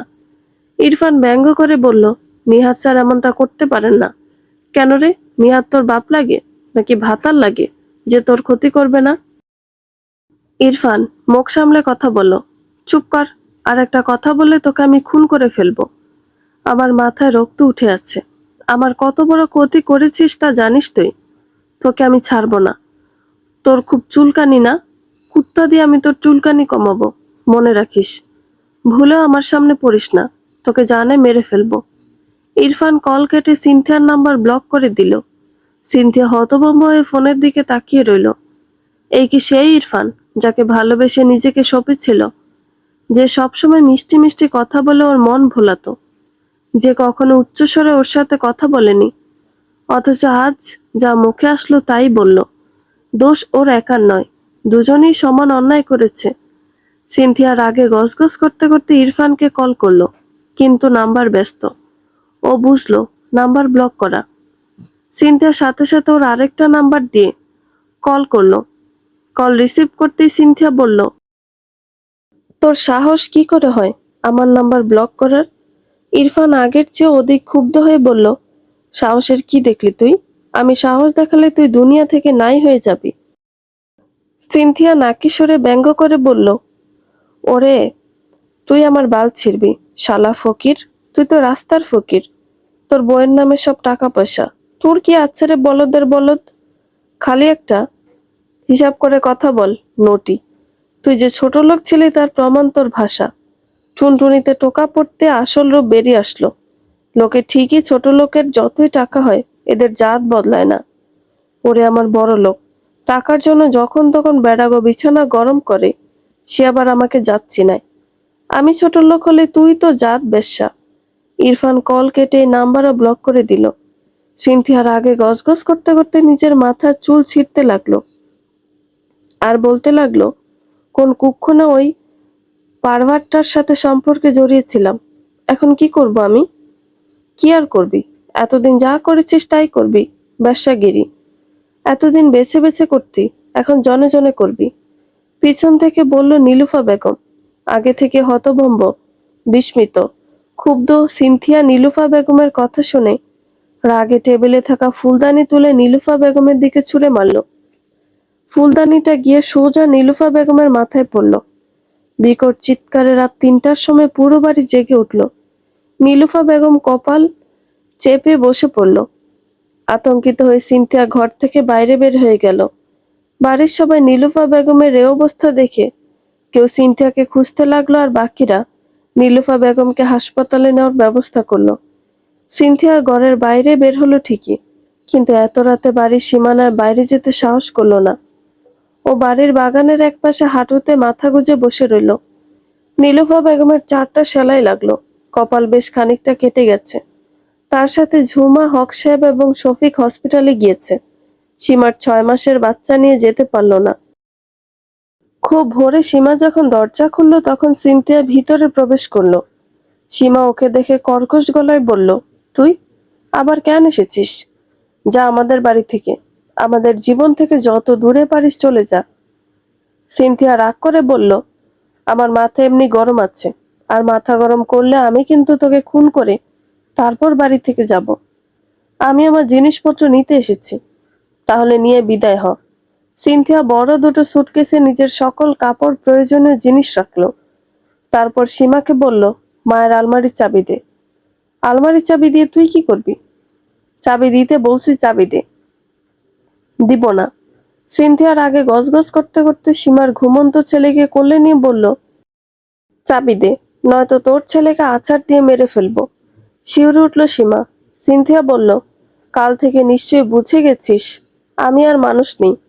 বাদ বাকি যতটুকু মনুষ্যত্ব আমার আছে তা মেরে ফেলতে চাই না। আলমারির চাবি দে। অগত্যা সীমা চাবি দিল। মায়ের মন তো সন্তান নিয়ে ঝুঁকি নিতে চায়নি। সিনথিয়া সজলকে কোলে নিয়ে আলমারি খুলে ড্রয়ারে পাওয়ার মায়ের কিছু গয়নার টাকা নিল। তারপর সীমাকে বলল, আমার ব্যাগগুলো বাইরে রাখ। সীমা তাই করলো। সিনথিয়া বাইরে নেমে সীমাকে ঘরের মধ্যে রেখে দরজা বন্ধ করে বলল, তোর ছেলেকে দরজার সামনে রেখে গেলাম। সীমা চেঁচিয়ে বলল, ওকে একা বাইরে রেখে যাস নে, ছোট বাবু, ওর ক্ষতি হতে পারে। সিনথিয়া কথা শুনল না। ক্রন্দনরত সজলকে দরজার সামনে উবু করে শুয়ে রেখে নিজের ব্যাগ নিয়ে চলে গেল। সীমা ভিতরে বসে ছটফট করছে ছেলের জন্য, আর বাইরে জমিনে শুয়ে ভয়ে কাঁদছে 6 মাসের এক ক্ষুদ্র শিশু। সজলের চিৎকার শুনে সিনথিয়া একবার পিছনে তাকিয়ে আবার হাঁটা শুরু করলো। ওর চোখ থেকে অনর্গল জল পড়ছে। ও কিছু দূর গিয়ে আবার ফিরে এসে সজলকে কোলে তুলে নিল। ও শত খারাপ হলে একটা বাচ্চাকে এমন অনিশ্চয়তার মধ্যে রেখে যেতে পারবে না। সজলকে কোলে নিয়ে চুমু খেয়ে বলল, বাবা, কেউ না জানুক, তুমি তো জানো আমি তোমায় কত ভালোবাসি। আজ তোমায় কষ্ট দিলাম বলে মাফ করে দিও, কিন্তু আমি নিরুপায়। তোমার খালাম অনেক খারাপ, স্বার্থপর, কিন্তু তোমায় অনেক ভালোবাসে। সিনথিয়া সজলকে কোলে নিয়ে দরজা খুলল। সীমা হন্তদন্ত হয়ে বের হয়ে দেখলো সিনথিয়ার কোলে সজল। সীমা ভয়ে ভয়ে বলল, ওর কোনো ক্ষতি করিস না। সিনথিয়া ছোট্ট একটা নিঃশ্বাস ফেলে বলল, ও তোর একার ছেলে না, আমারও ছেলে। তুই ওকে একা কেবল ভালোবাসিস না, আমি ওকে ভালোবাসি। সিনথিয়া সজলকে সীমার কোলে দিয়ে বলল, খেয়াল রাখিস ওর। আমি আমার পথে চললাম, বেঁচে থাকলে দেখা হবে। সিনথিয়া চলে গেল। সীমা ক্রন্দনরত সজলকে থামাতে ব্যস্ত হয়ে পড়ল। সিনথিয়ার যাওয়া নিয়ে আর ঘাটালো না, যেন সিনথিয়ার মন থেকে উঠে গেছে। বাড়ি থেকে বের হয়ে সিনথিয়া কোথায় যাবে ভেবে না পেয়ে ওর বান্ধবী হ্যানাকে কল করলো। হ্যানা, বিরক্ত কণ্ঠে হ্যানা বলল, বল। সিনথিয়া অনেকটা আদেশের সুরে বলল, আমি তোর বাড়ি গিয়ে কদিন থাকবো। কেন? বাড়ি এসে বলছি। হ্যানা কিভাবে ওকে এড়িয়ে যাবে ভেবে পেল না, কিভাবে নিষেধ করবে চিন্তা করতে লাগলো। তবে হ্যানা কিছু বলার আগে সিনথিয়া বলল, আমাকে বাড়ি থেকে বের করে দিয়েছে। কেন? ফোনে বলতে পারবো না, বাড়ি এসে বলছি। আচ্ছা আয়। হ্যানা ভেবেছিল ওকে না করবে, কিন্তু সিনথিয়াকে ওর বাড়ি থেকে কেন বের করে দিয়েছে তা জানার জন্য ওকে একদিন বাড়িতে থাকতে দিবে। তারপর ঘাড় ধাক্কা দিয়ে বের করবে হারামজাদিকে। হ্যানাও তো ওর থেকে প্রতিশোধ নেওয়ার সুযোগে আছে। সে কারণেই তো কথার হেল্প করেছে। কথা যা বলেছে করেছে। কথার থেকে কিছু টাকা নিল, ওর মূল উদ্দেশ্য ছিল সিনথিয়ার সর্বনাশ। সিনথিয়াকে আসতে বলে হ্যানা ওর বড় ভাই হাসানের রুমে গেল। হাসান তখন ঘুমে বিভোর। হ্যানা তার পাশে বসে মাথায় হাত বুলিয়ে বলল, ভাইয়া তুই কবে সুস্থ হবি? সিনথিয়া তোর জীবনটা নষ্ট করে দিল। আমি ওকে কি শাস্তি দিব জানি না, কিন্তু তোকে সুস্থ করবই। কথা বলেছে তোকে রিহাবে পাঠিয়ে সুস্থ করার সকল দায়িত্ব ওর। তুই সুস্থ হলে আমাদের পরিবার আবার ভালো থাকবে। তুই দ্রুত সুস্থ হ ভাই। ভাইয়ের দিকে তাকিয়ে কত সময় চলে গেল জানে না হ্যানা। হাসান ওদের একমাত্র ভাই। ওর বাবা প্রাইমারি স্কুল শিক্ষক। ওদের 3 ভাই বোনকে যথেষ্ট আদর্শ মেনে বড় করেছেন তিনি। হাসানকে নিয়ে পুরো পরিবার স্বপ্ন দেখত। হাসান লেখাপড়ায় চমৎকার ছিল। গ্রাজুয়েশন শেষ করে মোটামুটি একটা চাকরি পেয়েছিল। পোস্ট গ্রাজুয়েশন শেষ হলে আরো ভালো চাকরি পেত। কাজ করে ভিসিএস এর জন্য প্রস্তুতি নিচ্ছিল। অনেক পরিশ্রমী ছিল। ও যখন চাকরি করা শুরু করলো, তখন থেকে ওদের পরিবারে অভাব ছিল না। তারপর হাসানের জীবনে একদিন সিনথিয়া আসলো, আর সব ওলটপালট করে দিল। সিনথিয়া হাসানের সাথে সম্পর্কে জড়িয়ে ওর কাছে অনেক ডিমান্ড করত। পরিবার সামলে হাসানের পক্ষে সে চাহিদা পূরণ করা সবসময় সম্ভব হতো না। তাও হাসান চেষ্টা করত, কারণ ও সিনথিয়াকে মাত্রাতিরিক্ত ভালোবাসতো। কিন্তু সিনথিয়া তো সুযোগ সন্ধানী মেয়ে। যখন দেখলো হাসান ওর উচ্চাকাঙ্ক্ষা পূরণ করতে পারছে না, তখন হাসানের সাথে খুবই বাজে ব্যবহার করে ওকে ছেড়ে দেয়। তারপরও হাসান অনেক চেষ্টা করেছিল সিনথিয়াকে ফেরানোর, তবে সিনথিয়া তখন ইরফানের প্রেমে হাবুডুবু খাচ্ছিল। তারপরই হাসান নেশায় জড়িয়ে পড়ে। নেশার ঘরে নিজের দুঃখ ভুলতে চাইতো। দুঃখ ভুলতে পেরেছে কিনা জানে না ও, কিন্তু বিপথে চলে গিয়েছে। নেশায় ডুবে থাকার কারণে জব চলে গেছে, পড়ালেখা বন্ধ হয়ে গেছে। হাসানের চাকরি যাওয়ার কারণে ওদের পরিবার চালাতে এখন বেশ ভালোই কষ্ট হয়। হ্যানার বাবা হাফিজ উদ্দিন আর কয় টাকা বেতন পায়। হাসান ক্লাস 8 থেকে বাচ্চাদের প্রাইভেট পড়ে ওর বাবাকে হেল্প করত। এসএসসি পরীক্ষার পর থেকে কোচিং এবং প্রাইভেট টিউশন পড়িয়ে বেশ ভালো পরিমাণের টাকা বাবাকে দিত, যাতে সংসার বেশ সচ্ছলভাবে চলতো। কিন্তু এখন খুবই টানাটানি চলে ওদের সংসারে। পরের বছর হাফিজ উদ্দিন অপশন নিবেন, তখন সংসার কিভাবে চলবে সে চিন্তায় তিনি ঘুমাতে পারেন না। হ্যানা হেমার বিয়ে দিতে হবে, কি দিয়ে কি করবেন ভেবে পান না। ছেলেটা সুস্থ থাকলে তার এত চিন্তা করতে হতো না। তার ছেলের এই অবস্থার জন্য যে দায়ী তাকে তিনি প্রতিনিয়ত অভিশাপ দেন। সিনথিয়াকে এই ঘরের প্রতিটি মানুষ অভিশাপ দেয়। পারলে খুন করে ফেলে, এমন ঘৃণা করে ওকে। হ্যানা ওর সাথে বন্ধুত্ব রেখেছে এ কারণে, যাতে সুযোগ বুঝে সিনথিয়াকে একটা শিক্ষা দিতে পারে। হ্যানা রুম থেকে বের হয়ে দেখলো হেমা ওর দিকে রাগী দৃষ্টিতে তাকিয়ে আছে। হেমা বলল, সিনথিয়া এখানে কেন? এসেছে? হ্যাঁ, ড্রয়িং রুমে বসে আছে। তুই ওকে এখানে আসতে বলেছিস কেন? ওর খুব বিপদ। তো আমরা কি করব? হ্যানা রহস্যময় হেসে বলল, আমরা ওর বিপদকে আরেকটু বাড়িয়ে দিব। বুঝলাম না। এবারও বাঁকা হেসে হ্যানা বলল, আজ ওর জীবনের সবচেয়ে খারাপ দিন যাবে। আমাকে ঘন্টাখানিক সময় দে। হেমা বিরক্ত হয়ে চলে গেল। হ্যানা সিনথিয়াকে রুমে নিয়ে আসলো। রুমে এনে বিস্তারিত শুনল। সব শুনে হ্যানা কোনো রকম ভনিতা ছাড়াই বলল, যেমন কর্ম তেমন ফল। তোর সাথে এমন হওয়া অস্বাভাবিক কিছু না। সিনথিয়া অবাক হয়ে বলল, এসব কি বলিস? ভুল কিছু বললাম কি? এত পাপ করেছিস, তার শাস্তি কি পাবি না? মানে? ন্যাকামি করিস না। মানে যেন তুই জানিস না? এত বেশ্যামি আর বেহায়াপনা করলে তুই কি ভাবিস শাস্তি তোর হবে না? বেশ আত্মবিশ্বাসের সাথে সিনথিয়া বলল, কে শাস্তি দিবে আমায়? আল্লাহ দিবে শাস্তি। সাথে যাদের সাথে অন্যায় করেছিস তারা দিবে। সিনথিয়া বেশ রুষ্ট কণ্ঠে বলল, আমাকে শাস্তি দেওয়ার মুরত কারো নেই। কথাটা বলার সাথে সাথে হ্যানা কষে সিনথিয়ার গালে পরপর কয়েকটা চড় মারল। সিনথিয়া ধাতস্থ হওয়ার আগে আরো কয়েকটা চড় মারল। হতভম্ব বিস্মিত সিনথিয়া হ্যানার পানে তাকিয়ে রইল। হ্যানা বলল, তোকে আমাদের শাস্তি দেওয়া বাকি। আজ যদি তোকে এখানে মেরে ফেলি, কেউ জানবে তোর কথা? সিনথিয়া বেশ ভীত হলো। সত্যি তো, ও এখানে এসেছে কেউ জানে না। ওরা মেরে ফেললে কেউ জানবে না। ভীত সিনথিয়া চারপাশে তাকাতে লাগলো। ওর ভয় আরো বাড়তে হেনা বেশ ভয়ঙ্কর ভঙ্গিতে হেসে ফেলল। বলল, আমাদের পরিবারটা ধ্বংসের অন্যতম কারণ তুই। আমার ভাইয়ের জীবন নষ্ট করেছিস। তোকে এত সহজে ছেড়ে দিব ভেবেছিস? ভাইয়ার ওই অবস্থার পরও আমি তোর সাথে কেন ছিলাম জানিস? জাস্ট একটা সুযোগের অপেক্ষায় ছিলাম। তোকে শায়েস্তা করার, তোকে আঘাত করার একটা সুযোগ। সিনথিয়া ভীত, তবুও রাগে গজগজ করতে করতে বলল, তুই আমার কিছু করতে পারবি না। হেনা হেসে সিনথিয়ার গালে আরো কয়েকটা চড় বসালো। হতভম্ব ভান কাটিয়ে ওঠার আগে পেটে একটা লাথি বসালো হেনা। ব্যথায় কুঁকড়ে গেল সিনথিয়া। হেনা ওর চুলের মুঠি ধরে পাশের দেয়ালে মাথায় ঠুকে আঘাত করলো। সিনথিয়ার মাথা তখন ভনভন করছে। হেনা বলল, নিজের এই সুন্দর চেহারা দিয়ে বহু পুরুষের জীবন নষ্ট করেছিস। আজ তোর চেহারাই আমি নষ্ট করে দিব। হেনা কিছু করার আগে সিনথিয়া ওকে ধাক্কা দিয়ে দৌড়ে রুম থেকে বের হয়ে গেল। আর দ্রুত মূল দরজা খুলে ওদের বাড়ি থেকে চলে গেল। ওর ব্যাগ, মোবাইল, যাবতীয় যা জিনিস সাথে এনেছিল সব হেনাদের বাড়ি রেখে আসলো। সেসব খেয়াল না করে ছুটতে লাগলো প্রাণপণে। রাস্তার লোক তাকিয়ে দেখছে এই ভর দুপুরে অতি সুন্দরী এক রমণী রাস্তা দিয়ে উদ্ভ্রান্তের মতো ছুটছে। অনেকটা পথ ছোটার পর যখন বুঝলো হেনা ওকে অনুসরণ করছে না, তখন থেমে হাঁপাতে লাগলো। গলা শুকিয়ে যেন কাঠ হয়ে গিয়েছে। পানি খাওয়া দরকার। পাশের ছোট্ট চায়ের দোকানে ঢুকে পানি খেলো। তারপর কিছু দূর এসে রাস্তায় বসে কাঁদতে লাগলো। সব লোক তাদের আসল রং দেখাচ্ছে। কাউকে ছাড়বে না সিনথিয়া। সবাইকে দেখে নিবে। আগে নিজে একটু গুছিয়ে নিক, তারপর সবাইকে তার প্রাপ্য শাস্তি বুঝিয়ে দিবে। এখন ভাবনা, কোথায় যাবে? হাতে না আছে টাকা, না আছে ফোন। টাকা আর ফোন ছাড়া এখন কিভাবে চলবে? সিনথিয়ার মনে পড়ল নিহাদের কথা। নিহাদের কাছে তো যেতে পারে। নিহাদ নিশ্চয়ই ওকে ফেলে দিবে না। সিনথিয়া হেঁটে হেঁটে ভার্সিটির দিকে রওনা হলো। আজ এ সময় নিহাদের ক্লাস আছে। ভার্সিটি এখান থেকে তেমন দূরে না।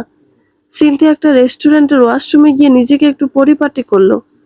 মুখ ধুয়ে চুলটা ঠিক করলো। আয়নায় নিজের চেহারা দেখে খানিক চমকালো। দুই গালেই চরের দাগ, ছোট হালকা কেটে গেছে।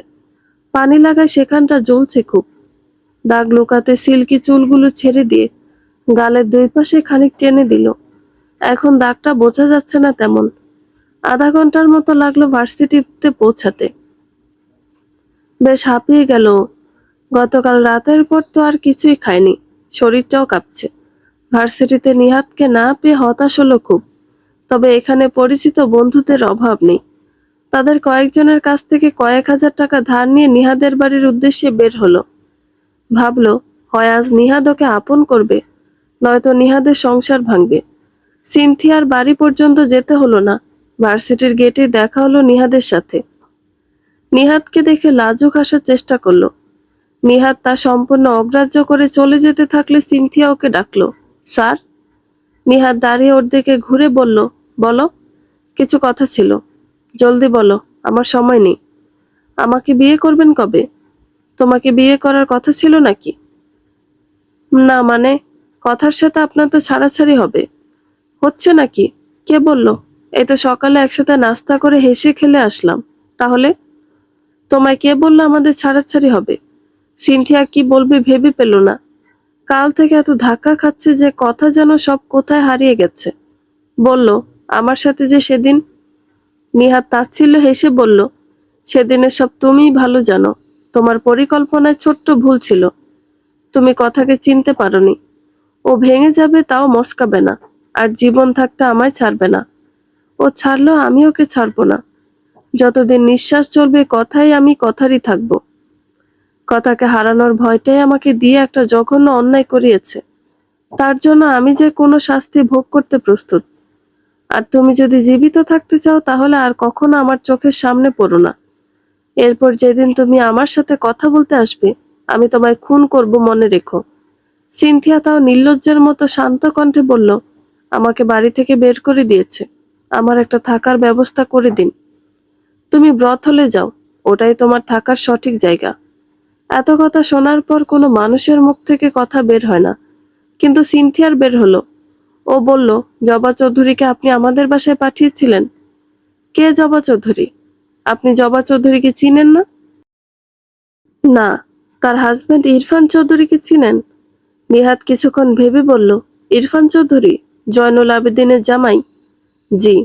হ্যাঁ চিনি, আমাদের ব্যবসায়ী সম্পর্ক। কিন্তু তার ওয়াইফকে তেমন চিনি না, নামও জানি না।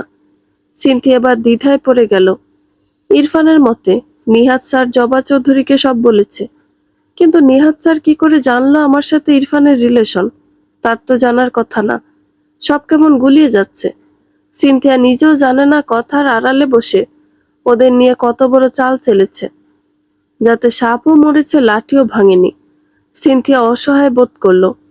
চেহারায় অসহায়ত্ব ফুটিয়ে বলল, স্যার, আমাকে কয়দিন থাকার ব্যবস্থা করে দিন। গো টু হেল, ওটাই তোমার উপযুক্ত স্থান। নিহাত আর দাঁড়ালো না, চলে গেল। জবা রাজকীয় ভঙ্গিতে সোফায় বসে আছে। ওর চাল চলনে একটা রাজকীয় আর আভিজাত্যের ছাপ বরাবরই প্রকাশ পায়। ইরফান অপরাধী ভঙ্গিতে মাথা নিচু করে ওর অপর পাশে সোফায় বসে আছে। জবা রহস্যময় ভঙ্গিতে হেসে বলল, সিনথিয়া ব্যতীত আর কোন কোন মেয়ের সাথে শুয়েছো তুমি ইরফান? আর কারো সাথে না। তুমি বললেই তো আমি বিশ্বাস করব না। তোমাকে আমার ভালো করে জানা হয়ে গেছে। সত্যি বলছি, তুমি ব্যতীত আমি কাউকে ভালোবাসি না। সিনথিয়া আমাকে ট্রাপে ফেলেছে, আমি ভ্রমের মধ্যে ছিলাম। জবা হাসলো, রক্ত হিম করে দেওয়া ঠান্ডা হাসি। ইরফান জবার এই হাসিকে চিনে। ও জানে জবা ওর সাথে এখন ভালো কিছু করবে না। ও চাইলেও জবাকে ছাড়তে পারবে না। সে পথ জবা রাখেনি। প্রথমত জবাকে সত্যি খুব ভালোবাসেও। তাছাড়া জবাকে ছাড়া মানে ও পথের ভিখারি হয়ে যাওয়া, সাথে 50 কোটি টাকার দেনা মাথায়। দেনাদাররা ওকে খুন করে ফেলবে। এখন যেভাবেই হোক জবাকে মানিয়ে সাথে থাকতে হবে। এত বছরের করা পরিকল্পনা কি ভুলে পণ্ড হলো, ও বুঝতে পারছে না। সিনথিয়ার সাথে ওর সম্পর্কের বিষয়টি জবা কিভাবে জানলো, সেটাও বুঝতে পারছে না। এই বিষয়টা জবা জানার পর এখন ওর পরিকল্পনা আবার শুরু থেকে শুরু করতে হবে। আর আগে ইরফানের গা থরথর করে কাঁপছে। মন চাচ্ছে এখনই সিনথিয়াকে গলা টিপে মেরে ফেলতে, কিন্তু সেটা সম্ভব না। নিহাদের বিষয়ে যা জেনেছে তাও শিওর না। শিওর না হয়ে কারো ক্ষতি করা যায় না। তবে ওর এখন জবাকে তোষামত করে চলতে হবে। জবাকে আবার নিজের হাতে আনতে হবে। ইরফান জবার হাত ধরে বলল, একবার ক্ষমা করে দেখো, আমি পাল্টে যাব। তোমায় আর অভিযোগ করার সুযোগ দিব না। জবা এক দৃষ্টিতে ওর দিকে তাকিয়ে রইল। ও ইরফানকে নিয়ে ভাবছে না, ইরফানকে কিভাবে শায়েস্তা করবে তাও জানে। তবে ও ভাবছে, নিহাত সাহেবের স্ত্রী কথা কেন আমাকে ইরফানের এসব খবর দিল? তার সাথে সিনথিয়া কিংবা ইরফানের কি সম্পর্ক? হুট করে কিছু মনে পড়ে রহস্যময় হাসলো জবা। ও বোধহয় বুঝতে পেরেছে কথা কেন ওকে এসব খবর দিয়েছে। জবা দীর্ঘশ্বাস ছেড়ে ইরফানের দিকে তাকিয়ে বলল, তোমায় ভালোবাসার অপরাধে অপরাধী হয় তুমি আমায় শব্দহীন মৃত্যু দণ্ড দিলে। কেন ইরফান? তোমায় ভালোবেসে এতটাই অন্যায় করেছিলাম আমি? এই প্রতারণায় কি আমার প্রাপ্য ছিল? আমায় ক্ষমা করো। ক্ষমা চাইলেই সব ঠিক হয় না। কিছু ভুল শুধু শাস্তি দিয়ে শেষ হয়। বিশ্বাস ভাঙার শব্দ শোনা যায় না, কিন্তু সেটা পুরো জীবন ধ্বংস করে দেয়। যেমনটা তুমি আমার জীবন ধ্বংস করলে। মাথা নিচু করে দাঁড়িয়ে রইল ইরফান। কি বলবে ভেবে পাচ্ছে না। এখন কিছু বলার শ্রেয় মনে হচ্ছে না। যখন বলার মতো কিছুই থাকে না, তখন চুপ থাকাই শ্রেয়। এত বছরের প্রথম ইরফানের হিসাবে গড়বড় হয়েছে। নিহাদ এসব কেন করলো বুঝতে পারছে না। আদৌ করেছে কিনা তাও শিওর না। নিহাদের এসব করে কোনো লাভ নেই। লাভ ছাড়া মানুষ কোনো কাজ করে না। ওদের ব্যবসায়িক সম্পর্ক বেশ ভালো। তবে সিনথিয়ার ফোনে একবারও নিহাদের সাথে ওর অন্তরঙ্গ ছবি দেখেছিল ইরফান। সে থেকে আইডিয়া করেছে এসব নিহাদ করতে পারে। কোনো প্রমাণ ছাড়া কাউকে দোষী ভেবে শাস্তি দিতে ইরফান পারে না। জবা চুপ করে উঠে গেল। জীবনে দ্বিতীয়বার আজ ওর এত একা লাগছে। শেষবার একা লেগেছিল কিশোরী বয়সে যখন শুনেছিল ফারিস অন্য কাউকে ভালোবাসে। তখন এত একা লেগেছিল। তখন মনে হয়েছিল জীবন বুঝি এখানেই শেষ। তারপর ইরফান ওর জীবনে আসলো। জীবনে নতুন রং আসলো। ভেবেছিল আর কখনো একাকিত্ব ওকে ছুঁয়ে দিতে পারবে না। তবে আজ নিজের স্বামীর প্রতারণার কথা জানার পর এমন একা লাগছে। জবা ভাবছে শেষ পর্যন্ত সবাই একা হয়ে যায়। কেউ কারো না। প্রয়োজন শেষ, সম্পর্ক শেষ, সব শেষ। রুমে গিয়ে বিছানায় শুয়ে পড়ল। নিজেকে কেমন ভেঙে চুরে বিধ্বস্ত হয়ে যাওয়া মানুষ মনে হচ্ছে। নিঃশ্বাস নিতে কষ্ট হচ্ছে। এত ধনী হওয়ার পরও আজ নিজেকে নিঃস্ব মনে হচ্ছে।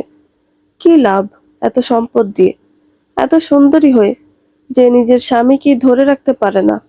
সারা দিন সারা রাত জবার এমন করেই গেল। বিছানায় সে অনর্গল চোখের জল নিঃসৃত করে। এমন করতে করতে একসময় ঘুমিয়ে পড়ল।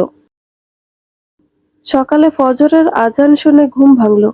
কেমন অস্থির, বিধ্বস্ত, দুর্বল লাগছে ওর নিজেকে। মনে হচ্ছিল মরে যাবে, বেঁচে থাকার কিছু নেই জীবনে। পরক্ষণে জবা ভাবল, আমি কেন ওইসব মেয়েদের মতো ভাবছি, যাদের জীবন বলতে স্বামী ছাড়া কিছু নেই। আমি তো তেমন না। আমার তো বেঁচে থাকার অনেক অবলম্বন আছে। আমার যারা, বাবা মা, আমার কাজ, সোশ্যাল ওয়ার্ক। আমি তো অবসর সময় কাটানোরই সময় পাই না। তাহলে আমি কেন ওই প্রতারকটার জন্য দুঃখ বিলাস করে সময় কাটাবো? ওয়াই? এমন তো নয় আমি কোনো অসহায় মেয়ে। আমার এত অ্যাচিভমেন্ট কেবল একটা প্রতারকের জন্য মিথ্যা হয়ে যেতে পারে না। প্রতারণা ইরফান করেছে, শাস্তি ইরফান সিনথিয়া পাবে। আমি কেন নিজেকে শাস্তি দিব? কিসের অপরাধে আমি নিজেকে কষ্ট দিব? আমি তো অন্যায় করিনি। ভালো আমি বেসেছি, ঠকিয়েছেও, তাহলে আমি কেন মরবো? আমি তো মারবো। প্রতারককে তার যোগ্য জবাব দিব। জবা উঠে দাঁড়ালো, বাথরুমে গিয়ে অনেকক্ষণ ভিজল। নিজের সকল আত্মগ্লানি একাকিত্ব পানির সাথে ভাসিয়ে দিল। তারপর বের হয়ে আয়নায় নিজেকে দেখে বলল, গেট রেডি জবা, তোমাকে প্রতারকদের শাস্তি দিতে হবে। আর এমন শাস্তি দিবে যে তোমার উদাহরণ অন্য মেয়েরা দিবে। জবা ফজরের নামাজ পড়ে অনেকটা সময় নিয়ে যত্ন করে তৈরি হলো। নিজেকে আয়নায় দেখে নিজেই বেশ মুগ্ধ হলো। সাদা রঙের জর্জেট শাড়িতে সোনালি পাড়, তাতে ছোট ছোট সোনালি পাথর বসানো। শাড়িটায় জবাকে চমৎকার লাগছে। কপালে সোনালি একটা টিপ পরল। এক হাতে ঘড়ি, অন্য হাতে হীরার দামি চুড়ি। শরীরে দামি সুঘ্রাণ মাখল। তারপর নিচে নেমে দেখলো ইরফান সোফায় বসে খবরের কাগজ পড়ছে। মোহময়ী জবাকে দেখে ইরফান ছোট্ট একটা ধাক্কা খেল। নিজেকে যথাসম্ভব স্বাভাবিক করে বলল, গুড মর্নিং জান। ইরফানের কথা বলার ভঙ্গিতে মনে হচ্ছিল যেন কিছুই হয়নি। জবা কোনো প্রত্যুত্তর না করে প্লেটে নাস্তা দিতে বলল। খাদিজা কাল থেকে সব দেখছে, কিন্তু কিছু বলতে পারছে না। জবা খাদিজার সাথেও কথা বলছে না, কারণ জবা জেনেছে খাদিজা আগে ইরফান সিনথিয়া সম্পর্কে সব জানতো। সব জেনেও জবাকে সে কিছু বলেনি। জবা ভেবেছিল তার জীবনটা ঠিক করে দিবে, কিন্তু এখন তার সাথে কথা বলারও রুচি হচ্ছে না। খাদিজা জবার প্লেটে নাস্তা তুলে দিতে নিলে জবা হাত তুলে না করলো। খাদিজা দমে গেল। জবা নাস্তা করে চা খেয়ে বলল, ইরফান, তোমার সাথে আমি অফিসে যাব। ইরফান কিঞ্চিত অবাক হলো। ইরফানকে দায়িত্ব দেওয়ার পর জবা সকালে তেমন অফিস যায় না। খুব বেশি প্রয়োজন ছাড়া যায় না। যখন বোর্ড মিটিং থাকে তখনই যায়। এছাড়া সকল কাজ বাড়ি বসে বা ফোনে করে। ইরফান বলল, আজ তো কোনো বোর্ড মিটিং নেই, তাহলে এত সকালে অফিস যাবে? এখন থেকে প্রতিদিনই আমি অফিস যাব। তাছাড়া আজ দুপুরে বোর্ড মিটিং আছে। সকল বোর্ড অফ ডিরেক্টরদের আমি ইনফর্ম করে দিয়েছি, তারা সময় মতো চলে আসবে। বোর্ড মিটিং কিসের জন্য? জবা শীতল কণ্ঠে বলল, কোম্পানির সকল দায়িত্ব আমি নিজের হাতে নিব। তোমাকে কোম্পানি থেকে বেদখল করা হবে। আপাতত কাজ বুঝে নিতে তোমাকে মাস 2 কোম্পানিতে থাকতে হবে। সব কাজ বুঝে গুছিয়ে নিয়ে তোমাকে মুক্তি দেওয়া হবে। ইরফান খানিক চটে গিয়ে বলল, বেদখল করবে? কেন? তাচ্ছিল্য হেসে জবাব বলল, কেন? আমাদের ব্যক্তিগত সম্পর্ক তুমি প্রফেশনে টানতে পারো না? এই কোম্পানিতে আমি আমার জীবনে 10 বছর দিয়েছি। তুমি চাইলেই আমাকে এভাবে বের করতে পারো না। পারি, আমি অনেক কিছুই পারি, এবং তা করব। তাছাড়া কোম্পানি আমার ব্যক্তিগত। সো এই কোম্পানির যে কোনো সিদ্ধান্ত আমি কাউকে জিজ্ঞেস না করে নিতে পারি। তুমি বাধা দিতে পারো না। এই কোম্পানি আমার নামে, তোমাকে কেবল দেখাশোনার দায়িত্ব দেওয়া হয়েছে। ইরফান চায়ের কাপ ফ্লোরে ছুঁড়ে মারল। ভেঙে টুকরো টুকরো হয়ে গেল কাপটা। ইরফান খানিক শব্দ করে বলল, এই কোম্পানির জন্য আমি 50 কোটি টাকা লোন করেছি, যার মধ্যে কিছু টাকা মাফিয়া টাইপ লোকদের থেকে নেওয়া। আমাকে কোম্পানি থেকে বাদ দিলে তারা টাকা না পেয়ে আমাকে মেরে ফেলবে। ইরফানের অবস্থা দেখে জবা কোনো প্রতিক্রিয়া করলো না। ও গ্রিন টিতে চুমুক বসালো। তারপর কাপের ওপর আঙুল বোলাতে বোলাতে বলল, যে কাপটা ভাঙলে সে কাপ সেটটা লাস্ট ইয়ার আমি চীন থেকে এনেছিলাম, বাংলাদেশি টাকা যার মূল্য 45,000 টাকা। যেহেতু একটা কাপ ভেঙে সেটটা কানা করেছ, তো পুরো সেটটার দাম দিয়ে বাকি 5টা কাপ তুমি নিয়ে নিও।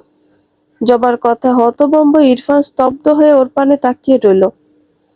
জবাকে ও আগে থেকে ভয় পেল। জবার চোখে ওর জন্য সীমাহীন ভালোবাসা ছিল। এখন সে চোখে কেবল রাগ আর ঘৃণা।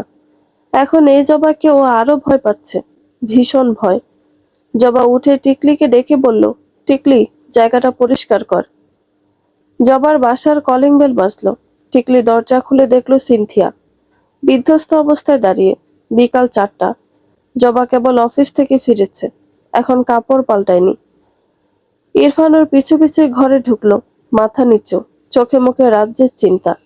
জবা এসে টিকলিকে বলল, টিকলি, আমার গ্রিন টি দিস তো, মাথা ভার হয়ে আছে। তখন দরজায় কলিং বেল বেজে উঠল। জবা বলল, টিকলি, দরজা খোল। টিকলি দরজা খুলে দেখলো সিনথিয়া দাঁড়িয়ে, বিধ্বস্ত চেহারা, চোখে জল। টিকলির দেখে এত মায়া লাগলো যে বেশ জোরেই বলে উঠল, টিচার আপা, আপনার একই অবস্থা। টিচার আপা নাম শুনে চমকে উঠল জবা, ইরফান। টিকলি সিনথিয়াকে টিচার আপা ডাকে। সিনথিয়া ভিতরে প্রবেশ করলো। জবা এক নজর ওর আপাদমস্তক দেখল, তারপর হালকা হেসে বলল, কি খবর টিচার ম্যাডাম? শিক্ষা দিলেন নাকি নিলেন? সিনথিয়া অসহায় চোখে তাকিয়ে রইল। জবা সেদিকে ভ্রুক্ষেপ না করে উপরে চলে গেল। সিনথিয়ার দিকে এক নজর তাকিয়ে ইরফান প্রস্থান করলো। টিকলি অবাক হলো। কদিন যাবৎ এ ঘরের পরিবেশ স্বভাবতই ওকে বিস্মিত করছে। যে জবা ইরফানকে ছাড়া কিছু বুঝতো না, সে ইরফানের সাথে কথা বলে না। আলাদা রুমে থাকছে দুজন, বললেও ঠেস মারা সব কথা। প্রশ্ন আর উত্তর এমন যেন কাটা ঘায়ে নুন মরিচের ছিটা। জবা যেন ইরফানের ওপর কথার বোমা বিস্ফোরণ করছে, আর ইরফান নীরবে সব সয়ে যাচ্ছে। টিকলি সিনথিয়াকে বলল, টিচার আপা, আপনার এ অবস্থা কেন? শরীর খারাপ নাকি কোথাও পড়ে গিয়েছিলেন? বলছি, তার আগে আমাকে পানি আর কিছু খাবার দাও, আমার প্রচন্ড খিদা পেয়েছে। টিকলি কিছু নাস্তা আর পানি নিয়ে আসলো। সিনথিয়া হামলে পড়ল সেসবের উপর, যেন কত কালের ক্ষুধার্ত। টিকলি তাতেও বেশ হতভম্ব। মনে মনে বলল, এমন হাবাতের মতো খাচ্ছে কেন? তার খাবার কি আমি চুরি করে খাবো? আজব। জবা রুমে গিয়ে লম্বা শাওয়ার নিল। টিকলি গ্রিন টি দিল। আয়েশ করে তা পান করে বিছানায় গা এলিয়ে ফোন টিপতে লাগলো। তারপর একটা মেসেজ পড়লো। মেসেজটা এমন, ম্যাডাম, আপনার কথা মতো আমরা সিনথিয়ার দিকে নজর রেখেছি। আজ তার দিনটা খুবই খারাপ কেটেছে। সকালে সে বাড়ি থেকে বের হয়ে তার বান্ধবীর বাসায় যায়। ভিতরে কি কথা হয়েছে আমরা শুনিনি, কিন্তু কিছুক্ষণ পর সিনথিয়া ভয়ে দৌড়াতে দৌড়াতে বের হয়েছে। সেখান থেকে সে তার ভার্সিটিতে যায়। সেখানে নিহাত স্যারের সাথে কথা হয়। কি কথা হয়েছে তা আপনাকে ভিডিও করে পাঠিয়েছে। ভার্সিটি থেকে সে কয়েকটা ফ্রেন্ডের কাছ থেকে টাকা ধার নেয়। তারপর সে ভার্সিটি থেকে দূরে কারো সাথে দেখা করতে যায়। লোকটার পরিচয় জানি না, তবে রাতের মধ্যে জানাবো। লোকটা সিনথিয়াকে কোথাও নিয়ে যায়। সেখানে আরো 3টা লোক মিলে তাকে রেপ করার চেষ্টা করে, কিন্তু আমি কৌশলে তাকে বাঁচিয়ে দিই।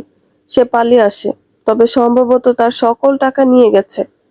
রাস্তায় এসে সিনথিয়া অনেকক্ষণ বসে থাকে, পাগলের মতো কান্না করেছিল, নিজের গালে নিজে চড় মারছিল। তারপর অনেক সময় পর আপনাদের বাড়ি যায়। এখন সে আপনাদের বাড়ির ভিতরে।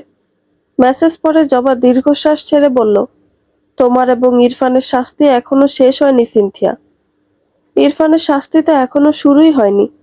অবশ্য এখন আমি তোমাদের কাউকে শাস্তি দেওয়া শুরু করিনি। তোমাকে এতক্ষণ তোমার কৃতকর্ম শাস্তি দিয়েছে, আমার শাস্তি এখনো বাকি। তোমাদের দুজনকে আমি এমন শাস্তি দিব যে তোমাদের রুহ পর্যন্ত শরীর থেকে বের হওয়ার জন্য ছটফট করবে। জবা ইন্টারকমে উপরে নাস্তা দিয়ে যেতে বলল। জবার পছন্দের নাস্তা, ঘিয়ে ভাজা, মুচমুচে পরোটা আর ঘন দুধ চা। আজ জবার হেলদি ডায়েটকে ধোকা দিবে। সারা পৃথিবী ওকে ধোকা দিয়েছে, ও একটু খাবারের সাথে চিট করবে না? অনেকক্ষণ বিশ্রাম নিল জবা। ইরফান এর মধ্যে অনেকবার ওর দরজার কাছে এসে ফিরে গেছে। ভেতরে যাওয়ার কিংবা দরজায় আওয়াজ করার সাহস হয়নি ওর। নিচে সিনথিয়ার কাছে যাওয়ার সাহসও হচ্ছে না। অনেকবার সিনথিয়াকে দেখে গেছে, সিনথিয়া খেয়ে সোফায় গুটিসুটি মেরে বসে আছে। ইরফানের ওকে দেখে হালকা মায়া লাগলো। কেন লাগলো জানে না ইরফান। ও তো সিনথিয়াকে ভালোবাসে না, তবে অনেকবার শারীরিক সম্পর্ক করার দরুন হয়তো একটা মায়া জন্মেছে। তবে সেসব মায়া মানুষ পোষা কুকুরের জন্য করে। ইরফানের মতে সব মায়াই ভালোবাসা নয়।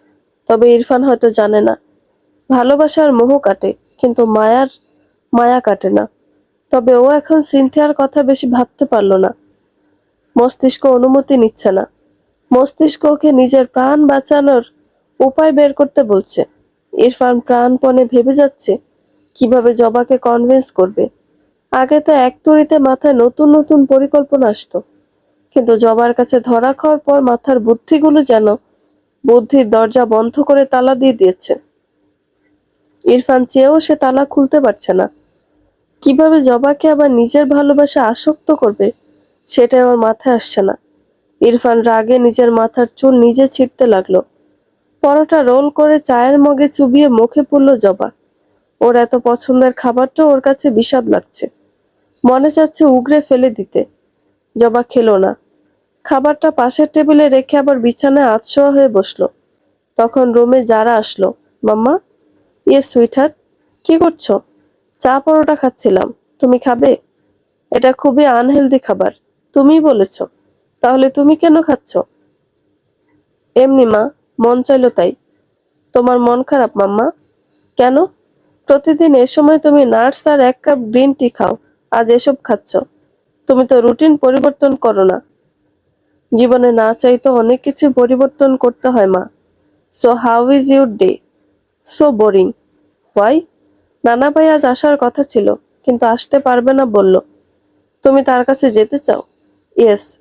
নানির হাতের আচার খেতে ভীষণ ইচ্ছে করছে। ওকে, গেট রেডি। আমি তোমায় দিয়ে আসছি। যারা তৈরি হতে চলে গেল।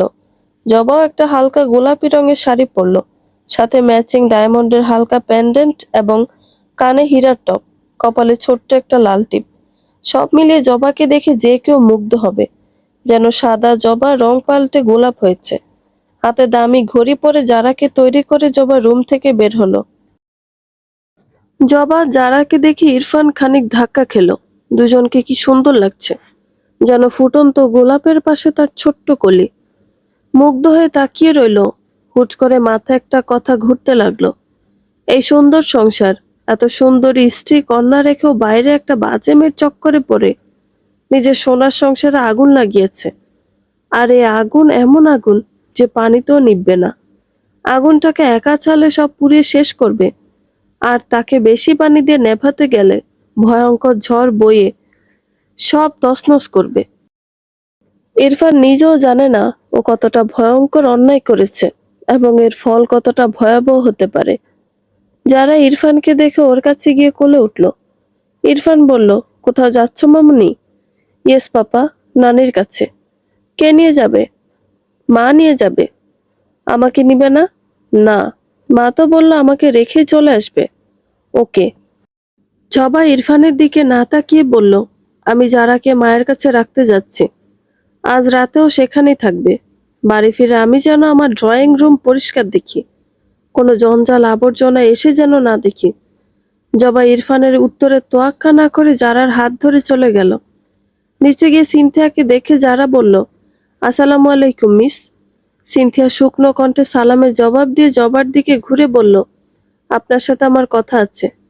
জবা ওর দিকে শুধু এক নজর তাকিয়ে বলল, যারার সামনে কোনো নাটক করার চেষ্টাও করো না, ফলাফল ভীষণ খারাপ হবে।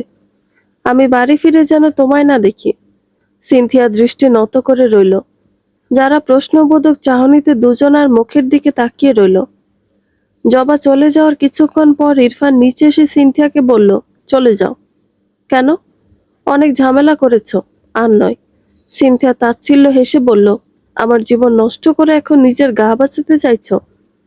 আমি তা হতে দিব না ইরফান। আমাকে সেই রকম মেয়ে ভাবলে ভুল করবে। আমি যদি মরি তাহলে তোমাকে নিয়ে মরব। সে মইরো, মাইরো, যা খুশি করো। নাও গেট লস্ট। ইরফান শোনো, জবার সাথে কথা না বলে আমি কোথাও যাব না। তুমি যদি আমাকে যেতে বাধ্য করো তাহলে আমি বাইরে গিয়ে চেঁচামেচি করে বলবো তুমি রেপ করার চেষ্টা করেছো। অথবা বিয়ের প্রলোভন দেখিয়ে আমাকে ইউজ করেছো। বাট এসব মিথ্যা। সেটা তুমি আমি জানি, বাকিরা নয়। আর একটা মেয়ে যখন কারো উপর অভিযোগ করে তখন মানহানি আগে হয়, ভুল সঠিক প্রমাণ পরে হয়। সো তুমি তোমার কাজ করো, আমাকে আমার মতো থাকতে দাও। রাগে ইরফানের গা জ্বলছে, কিন্তু কিছু বলতে পারছে না। সিনথিয়াকে ও 1%ও বিশ্বাস করে না। ইরফান ওখান থেকে প্রস্থান করলো। জবা বাড়ি ফিরল রাত 8টায়। ফিরে দেখে সিনথিয়া এখনো সোফায় বসে ঘুমাচ্ছে। জবা অনেকটা তীক্ষ্ণ নজরে ওর দিকে তাকালো। গভীর মনোযোগ দিয়ে ওর দিকে তাকিয়ে ভাবতে লাগলো, ও সুন্দরী, ভয়ঙ্কর সুন্দরী। তার জন্যই কি ইরফান আমাকে চিট করলো? সৌন্দর্যই কি সব? আমার এত ভালোবাসা, যত্ন, লয়ালিটি সব দু পায়ে ফেলে ও ওর কাছে গেল। সুন্দর নারীর সাথে শারীরিক সম্পর্কে কি আলাদা শান্তি? জানি না আমি। আমি কেবল জানি আমার সেই স্বামী আমাকে ঠকিয়েছে, যাকে আমি সবচেয়ে বেশি ভালোবাসি। নিজের অজান্তে জবার চোখ বেয়ে জল পড়তে লাগলো। চোখের জল মুছে কণ্ঠ রুক্ষ করে হুঙ্কারের মতো দনি ছেড়ে চেঁচিয়ে বলল, তুমি এখনো যাওনি? সিনথিয়া হুড়মুড় করে উঠে দাঁড়ালো। হঠাৎ ঘুম ভাঙায় শরীর থরথর করে কাঁপছে। কিছু মুহূর্ত লাগলো নিজেকে ধাতস্থ করতে। জবা শব্দ করে ইরফানকে ডাকলো, ইরফান, ইরফান। কিছু মুহূর্তে ইরফান নিচে আসলো। জবা শক্ত কণ্ঠে বলল, তোমাকে বলেছিলাম আমি ফিরলে যেন এই জঞ্জাল আবর্জনা আমার ঘরে না থাকে। তাহলে এখনো এখানে কেন? সিনথিয়া বলল, আমার কিছু কথা ছিল, প্লিজ শুনুন। জবা কি ভেবে যেন বলল, ওকে বলো। এখানে কি মনে করে? আমার টাকার ব্যবস্থা হয়েছে? সিনথিয়া জবার পা জড়িয়ে ধরে বলল, আমায় ক্ষমা করে দিন। আমি এখন বড্ড একা, কেউ নেই আমার। এখন মরা ছাড়া আমার কোনো রাস্তা নাই। জবা বিদ্রুপ করে বলল, তো মরে যাও, আমি কি করব? আমাকে ক্ষমা করুন, টাকার ঋণ থেকে মুক্ত করুন। প্রশ্নই ওঠে না। প্লিজ ম্যাম, আমার বাড়ির লোক আমাকে বের করে দিয়েছে। আমার বেস্ট ফ্রেন্ড আমাকে ধোঁকা দিয়েছে। কিছু লোক আমাকে রেপ করতে চেয়েছিল। আমি বহু কষ্টে পালিয়ে এসেছি। আমার কাছে বিষ খাওয়ার মতো টাকা নেই। জবা অনুভূতিহীন কণ্ঠে বলল, তো রেপড হতে তোমার নতুন অভিজ্ঞতা হতো। অনেক পুরুষের সাথে মেলামেশা তোমার জন্য নতুন নয়। তোমার তো এক্সাইটেড হওয়া উচিত ছিল। আর বিষ কেনার টাকা লাগবে? ওয়েট, আমি দিচ্ছি। জবা পার্স থেকে অনেকগুলো টাকা বের করে সিনথিয়ার মুখে ছুঁড়ে বলল, নাও, এটা থেকে বিষ কিনে খেও। ভালো ব্র্যান্ডের বিষ কিনো, নয়তো দেখা যাবে বিষ খেলে অথচ মরলে না। নাও গেট লস্ট। ইরফান খানিক ভীত কণ্ঠে বলল, ওকে ক্ষমা করা যায় না? জবা হেসে বলল, তুমি নিজে চিন্তা করো। এখন ওই স্লাটটার টান টানছ? আচ্ছা, ওর কাছে এমন বিশেষ কি ছিল যা আমার ছিল না? যাই হোক, পুরোনো কাসুন্দি ঘেটে লাভ নেই। Cynthia, you just get out in my house. Irfan কি বলবে ভেবে পেল না। সিনথিয়া বিদ্রোহী কণ্ঠে বলল, শাস্তি আমি একা কেন পাবো? আপনার হাজবেন্ডও সমান দোষী। তো শাস্তি আমাদের দুজনের সমান হওয়া উচিত। ও তো ঠিকই আপনার রাজকীয় ভবনে থাকছে, খাচ্ছে, চিল করছে, অথচ দোষ ওর বেশি, বই কম না। জবা এবারও বিদ্রুপ হাসি হেসে বলল, সিরিয়াসলি? তোমার মনে হয় ওকে আমি শাস্তি দিব না? ওকে এমন শাস্তি দিব যে ওর রুহ পর্যন্ত শরীর থেকে বের হওয়ার জন্য ছটফট করবে। তবুও ওকে আমি শান্তি দিব না। তোমাকেও এত সহজে ছাড়বো না আমি। ইরফান সিনথিয়া উভয়ই ভয়ে ডোক গিলল। সিনথিয়া তবুও বলল, আরামায়েশে রেখে আপনি আপনার স্বামীকে কি শাস্তি দিতে চান? আরামে রেখে কখনো কাউকে শাস্তি দেওয়া যায়? আমি তো শুনিনি। জবা হেসে বলল, যায়। Do you want to see? সিনথিয়ার গলা শুকাতে লাগলো। শুকনো গলায় তবুও বলল, হ্যাঁ। জবা হাসলো, ভয়ঙ্কর শীতল সে হাসি। সে হাসির গভীরতা সিনথিয়া বুঝতে না পারলে ইরফান বুঝল, এবং ভয়ে তার শির দ্বারা বেয়ে শীতল স্রোত বইতে লাগলো। জবা বলল, দেন স্টে উইথ আস। এখানে আরামায়েশে থাকো। সিনথিয়া খানিক অবাক হলো। জবা বলল, তুমি বললে না ঘরের লোক তোমাকে বের করে দিয়েছে, যাওয়ার স্থান নেই? ঠিক আছে, এ বাড়িতেই থাকো, কিন্তু কিছু শর্ত মতে। কি শর্ত? তুমি এবাড়ির কাজের লোক হয়ে থাকবে, ঘরের কাজ করবে, থাকা খাওয়া আমার, বেতন 5,000। রাজি? সিনথিয়া জবার পরিকল্পনা বুঝতে পারছে না। ওর অদ্ভুত লাগছে, ভয়ও করছে অনেক, কিন্তু এছাড়া ওর কাছে কোনো উপায় নেই। বর্তমানে যাওয়ার জায়গা তো দূরে থাক, একটা চকলেট কেনার 2 টাকাও নেই।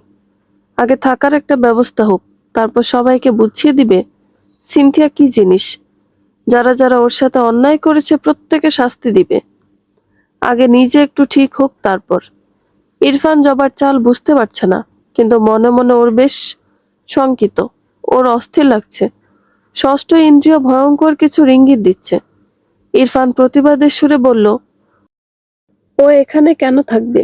ময়লাকে ডাস্টবিনে মানায়, বের করে দাও ওকে। জবা হালকা হেসে বলল, তুমি নিজের দিকে দেখো, এবারই আমার।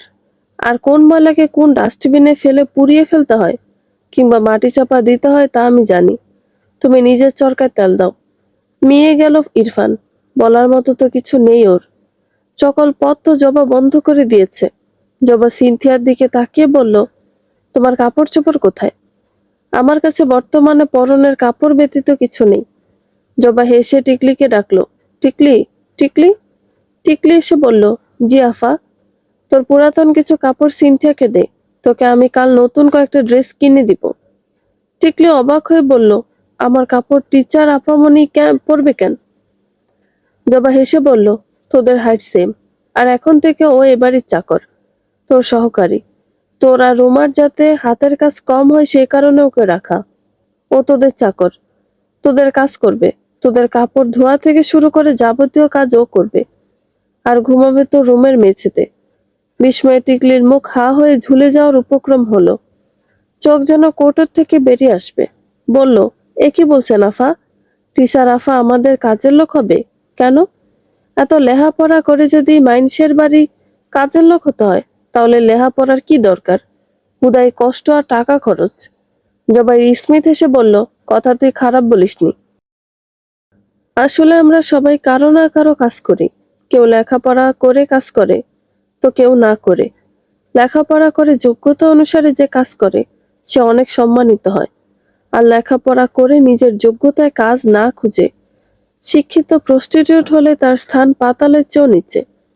তো তোর টিচার আফামনি পড়ালেখা করে নিজের মেধা ভালো কাজে না খাটিয়ে পুংটামি করছে, এখন তার ফল ভোগ করবে। এত অপমানে সিনথিয়ার মরে যেতে মন চাইলো, ও মরবে না, কারণ ও এখন সুযোগের অপেক্ষায় আছে, যে সুযোগ ও জবাকে ধ্বংস করবে। জবা বলল, টিকলি, ওকে তোর রুমে নিয়ে যা। টিকলি সিনথিয়াকে রুমে নিয়ে যেতে যেতে বলল, টিচার আফা, থুকু, টিচার আফা আপনি কি পোংটামি করছিলেন? আমাকে বলেন, আল্লাহর কিরা, আমি কাউরে কমু না। সিনথিয়া চুপ করে রইল। টিকলি আবার বলল, নিশ্চয়ই এমন কোনো পোংটামি করছেন যাতে জবা আফা খেপছে। নয়তো সে তো মানুষকে এমন শাস্তি দেওয়ার লোক নয়, দোষ আপনারই হবে। নয়তো জবা আপা মাইনষের কত ভালা পায়, কত অসহায় মানুষের জীবন সুন্দর করে দিয়েছে। আফা যারে ভালোবাসে তারে কলজা কাইট্টা খাওয়ায়, কিন্তু যার উপরে খেপে তারা একদম শেষ করে দেয়। সুযোগ বুঝে আপার পা ধরে ঝুইলা থাকবেন, দেখবেন আপনারে ক্ষমা করবে। এখন কন, নিচে শুইবেন নাকি আমার লগে বিছানার উপরে? জবা আফায় নিচে শুইতে বলল, আপনি আমার বিছানা শেয়ার করতে পারবেন, আমার আপত্তি নেই।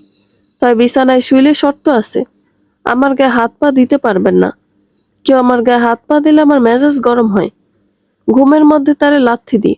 সিনথিয়া মাথা চেপে বিছানায় বসে পড়ল। জীবন ওকে কোথায় এনে দাঁড় করিয়েছে। এখন ও একজন চাকরানি। কি লম্বা নিঃশ্বাস ফেলে বলল, ব্যাপার না, কাউকে ছাড়বো না, সবাইকে দেখে নিব। জবা রুমে আসলো। ইরফান ওর পিছু পিছু রুমে আসলো।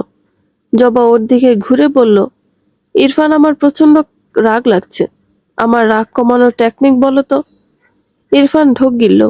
জবা ড্রয়ার থেকে ওর পিস্তল বের করে ওটা সুন্দর করে মুছতে মুছতে বলল, জানো, আগে যখন আমার রাগ লাগতো আমি শুটিং প্র্যাকটিস করতাম।